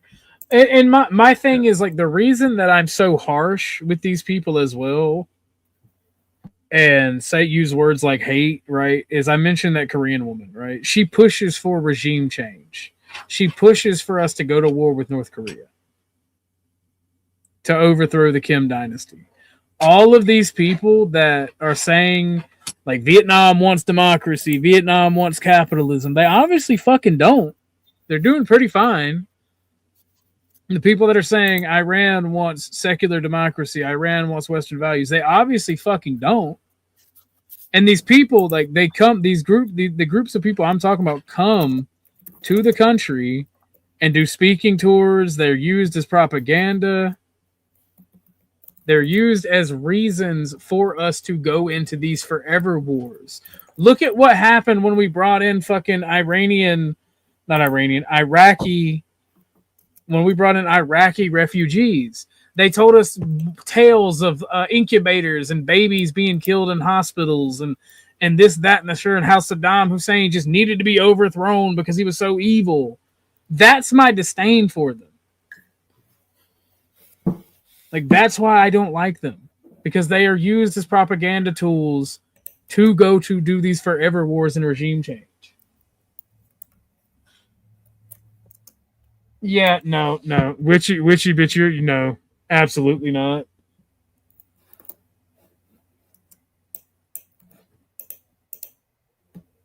Absolutely not. Yeah. I think the big thing is people just need to get it out of their heads that, like, regimes are inherently have good desires in mind instead of just pure Machiavellian pragmatism, no matter what ideology. And this is why I feel like we need to tear down the Statue of Liberty. For one, it was given to us by the French. Ew. For two, a gay little poem is not national policy. Yeah.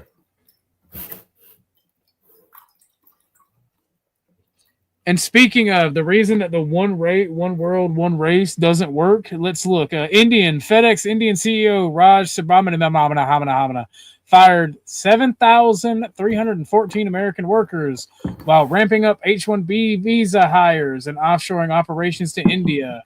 American logistics giant, Indian priorities. America pays, Indian profits. Like, that's why that shit doesn't work. That's why I say you leftists are naive. Like, tribalism isn't in all bad, but you just can't let retards be leaders in your tribe.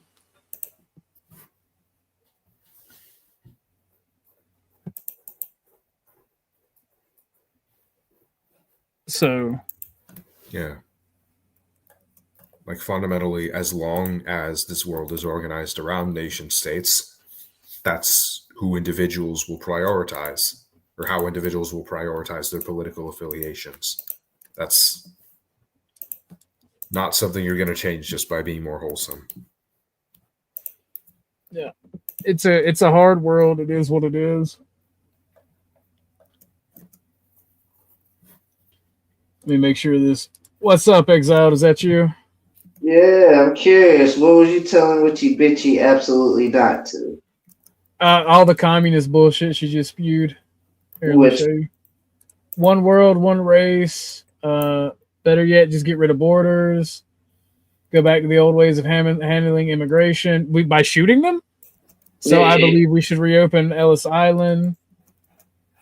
That's what I was talking about. Absolutely not. I mean, it is one world. I couldn't say it's one race, though. I mean, it's one race when it comes to humanity, but when it comes to that, we're not an existential threat for our existence. There's a whole bunch of life on this planet that ain't gotta say so. Absolutely, and I'm not trying to be mean to Witchy Bitchy. I don't agree with that. I think that is dumb, and no offense to her. I think that it is naivety at best and incompetence at worst. I think that a lot of people are soft on certain things because they haven't experienced hardship. Like I take D seriously on a lot of these things because she suffered hardship and she's wise.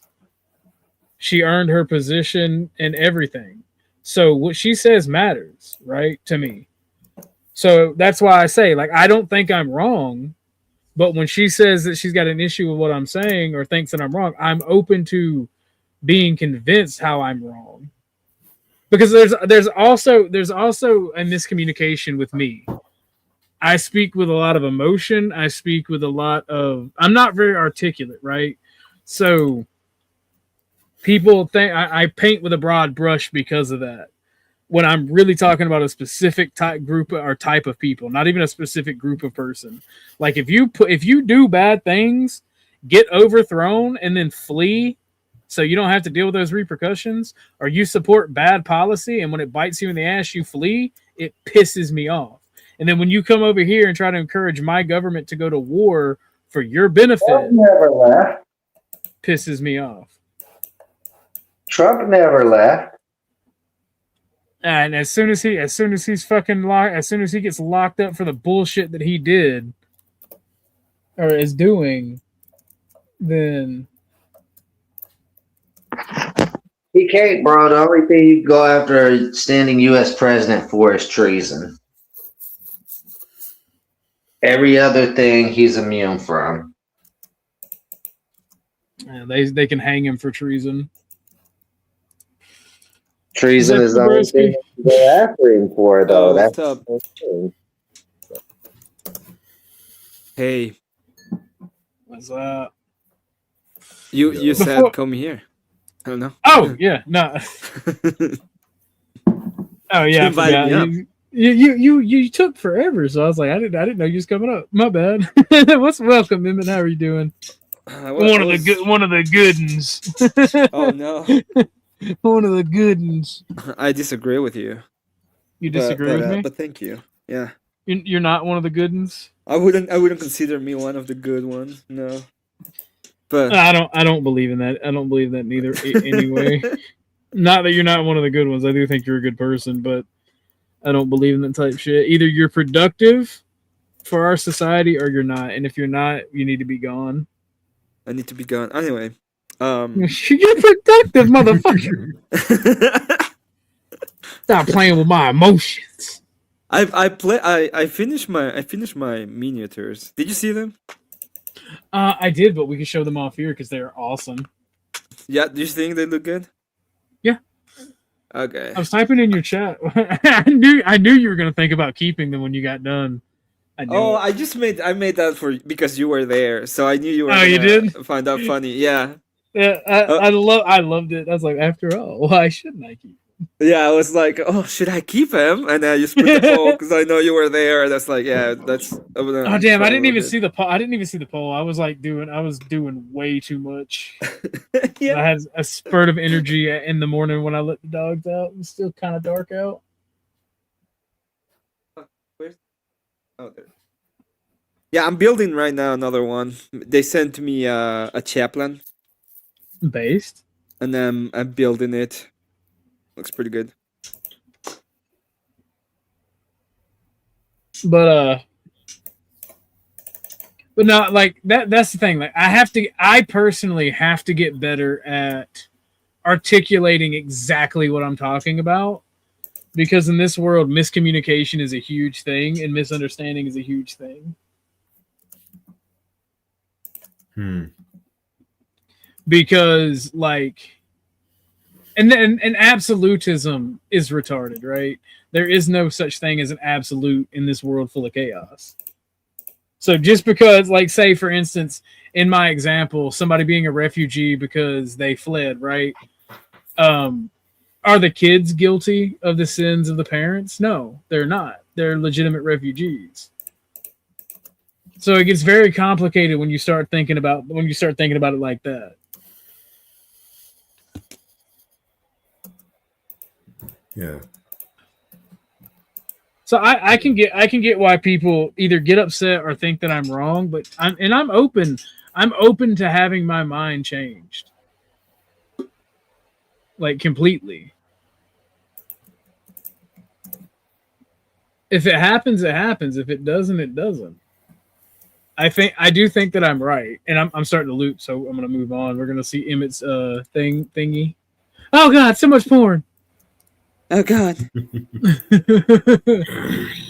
Christ. Not the corn. Oh man. I've had to take fucking NyQuil every night these past few days, and it's starting to get to me. Fair enough. What the hell? Here you go.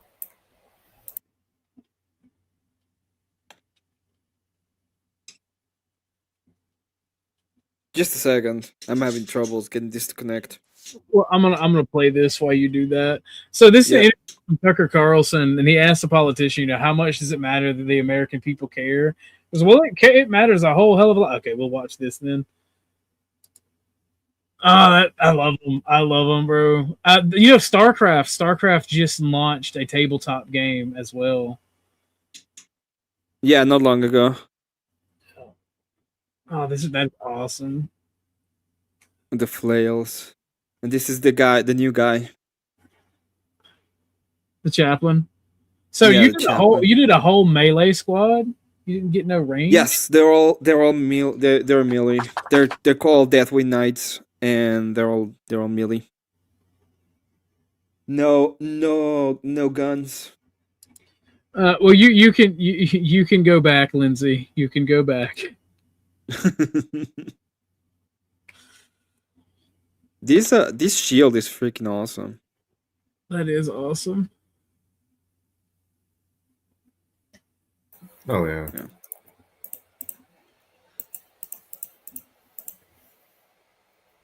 Oh man, I don't get why people don't understand. Just leave me the fuck alone. It's kind of retarded.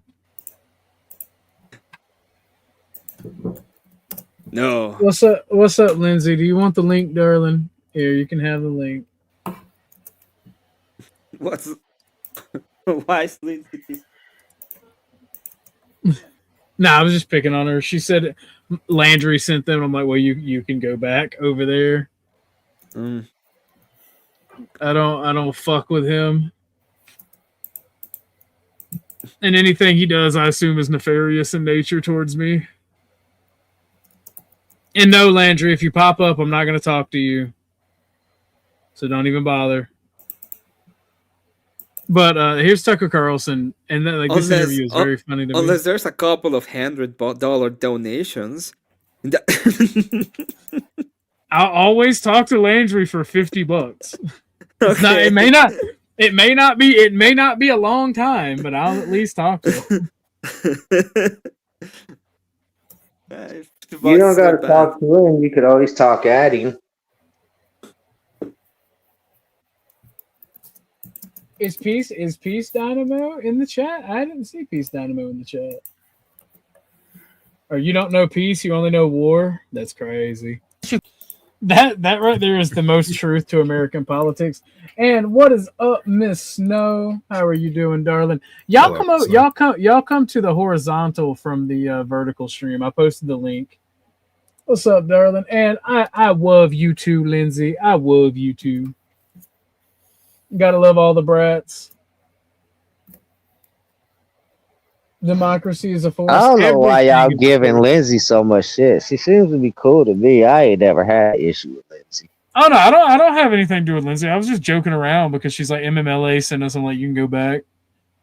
I know, but y'all make her seem like she's so much of a headache, and she seems cool, laid back, and chill. I mean, is she passionate about some things? Yeah, I didn't know. I didn't we know all her. are. I didn't know her. I like talking to her. She's fun to talk to. Is that you? Is that you, Ruck Dog? Yes, sir. It is. What's up, brother? How you doing? I had fun talking to you over at Kev's today. Oh, I had fun talking to you as well. I wanted to reach out real quick and say hello to Gothamet Golden Steinberg. If you're who I think you were, I think we got off on the wrong foot the other night, and I did not mean for that to happen. Good to see you, sir.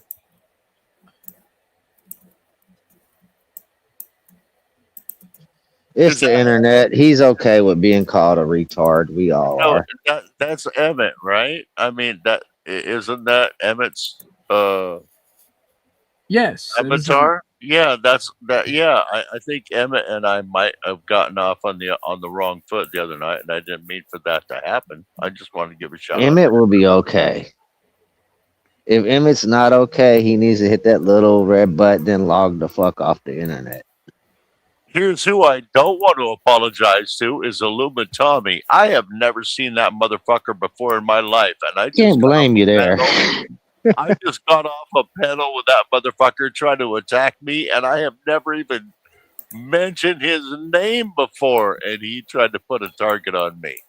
Well, it might not have been you, though. It might have been one of the 5 voices in his head. That guy's a little schizophrenic. Do y'all want to see? Do y'all want to see how to deal with a male Karen? Is he like that? Is Tommy like that? Educate me. I'm sorry. Oh yeah. He's totally fucking schizophrenic, bro. Oh, okay. I had never even seen this guy. There's voices in his head that tells him that we're all out to get him and all kinds of shit. So there's a male Karen being a douchebag, and this is what I would have done as a kid when I had to deal with shitty adults. Fuck yeah, spray that bitch down. Bro, if you push my kid like that, I'd break your fucking jaw. I ain't even gonna lie. This is his house. Yeah, but don't be squirting a mom with that hose like that. Stop spraying the water. I said stop. Give me the hose. Give me the hose. Stop spraying the water. Oh yeah, he's getting fucking mud stomped in that fucking wet yard. Oh yeah.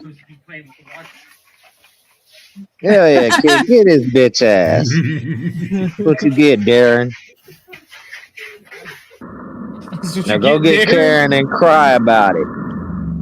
Help, your son's spraying me, bro. I'd answer her, quit being a pussy. I would open the door with a super soaker and hit him right in the eyes with it. That shit is crazy. Mind your own fucking business. That's yeah, stay the fuck out the kid's yard. Yeah, see, I don't care if you're an adult. If that's my kid's house, then he has more say-so than you do. Like, at this point, he don't even need a mud hole stomped in his ass. Look, the kid chased his ass off. The kid handled it. Yeah. Oh man, it's fucking crazy. But Chuck gave us some good conversation about Iran before the stream, and we pretty much covered everything on that aspect. Well, what'd you cover about Iran? Jesus Christ! I missed yesterday's stream, so I'd like to know too. Did you cover the fact that we might be handing their ass because we're shooting all these missiles and shit, but we done lost a warship, we done lost hella bases over there. China and Russia's ready to kick in full fucking force. Did we discuss? I didn't hear about that. Oh yeah, China and Russia swore we're gonna pay, and they're part of the reason why one of our ships were sunk. That's crazy. Yeah, no, I know Russia and China. I know Russia and China was giving the locations of things to diddle. Are you being facetious? No. Russia and China were giving the locations to Iran to do that. That's crazy. That's crazy. Well, just think, they not too long ago mapped the whole motherfucking United States with that Chinese balloon.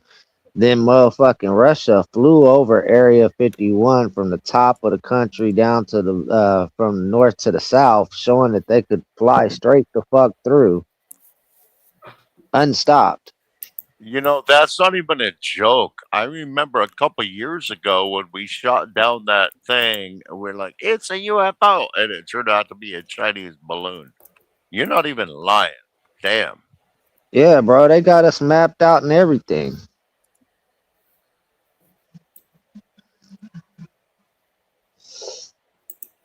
This is what happens when you have weak leaders that have their hands tied, though.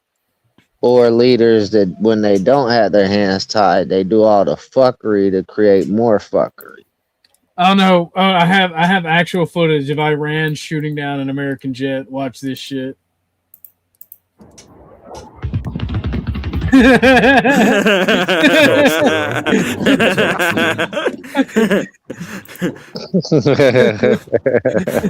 That's fake. It's missing the genie. It's missing the genie. I thought you were going to That's go fake. It's away missing the genie. ally shooting us down. Damn. I don't know. I'm still fucking worried, man. Like, Iran was always going to be the biggest fuck around find out of the entire Middle East. And now it's happening. And the U.S. could back out if we weren't doing this for Israel. And if Israel gets bit in the ass by this, then, you know, we're going to commit. Yeah. What do you mean? Our domes have already been overwhelmed with fucking, how can I say Yeah, they're this? running out of interceptors. A lot more is getting through. Yeah. I mean, they've been shooting rounds of 700 missiles and then shooting drones in our direction where they're just overwhelming the Iron Dome, bro. Well, the 82nd Airborne is expected to be sent. The 82nd Airborne is being expected. So, like, it's being expected to go to Iran. Guys, I gotta leave, but I'll be seeing you later. Have a good one. Thank you, Emmett, for coming. In fact, thank everyone for coming. I appreciate you guys. Let me find us somewhere to get off to, see if there is another stream worth going to, because a rising tide raises all ships. You got any final thoughts, Emmett? No, not really. I think without the genie, they're gonna be lost. So they have to find the lost genie to win this war. So true. So I'll be seeing you, everybody. Have a good one. Thank you for coming to me. Exile, you got any final thoughts, brother man? Final thoughts. I ain't 50 Cent. Don't wish death upon me. Nah, I'm out of here, bro. I'll catch you later. All right. Thank you for coming, Exile. Rook, you got any final thoughts, good sir? Y'all be well. Grant each other a little bit of grace. That's all I'm going to say. Take care. Thank you, sir. What about you, Shro? You got any final thoughts? Not much. I'm just happy I got to come on. It's always fun to be here. I'm glad you came on. Are you busy today? Because we can work on the project, and I can do a gaming stream in a couple of hours. Give me like 2 hours because I gotta make lunch for people. But I also have to make me some lunch. So that I'll be. Go ahead. Oh God, Iranian missiles got him. Thank you for coming, Drew. Denny, you got any final thoughts, good sir?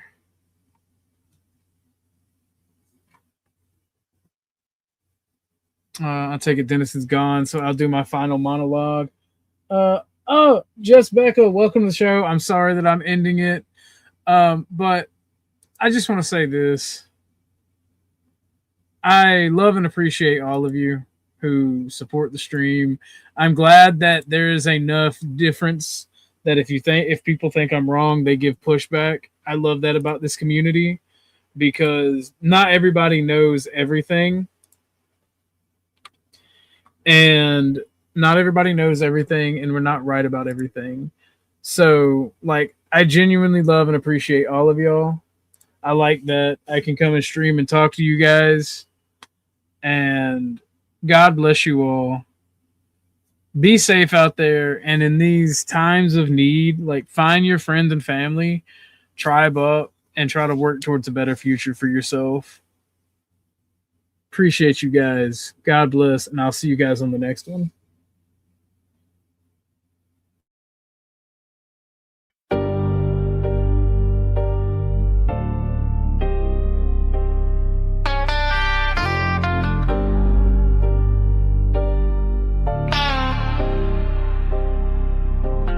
Starlight outlaw, cosmic soldier.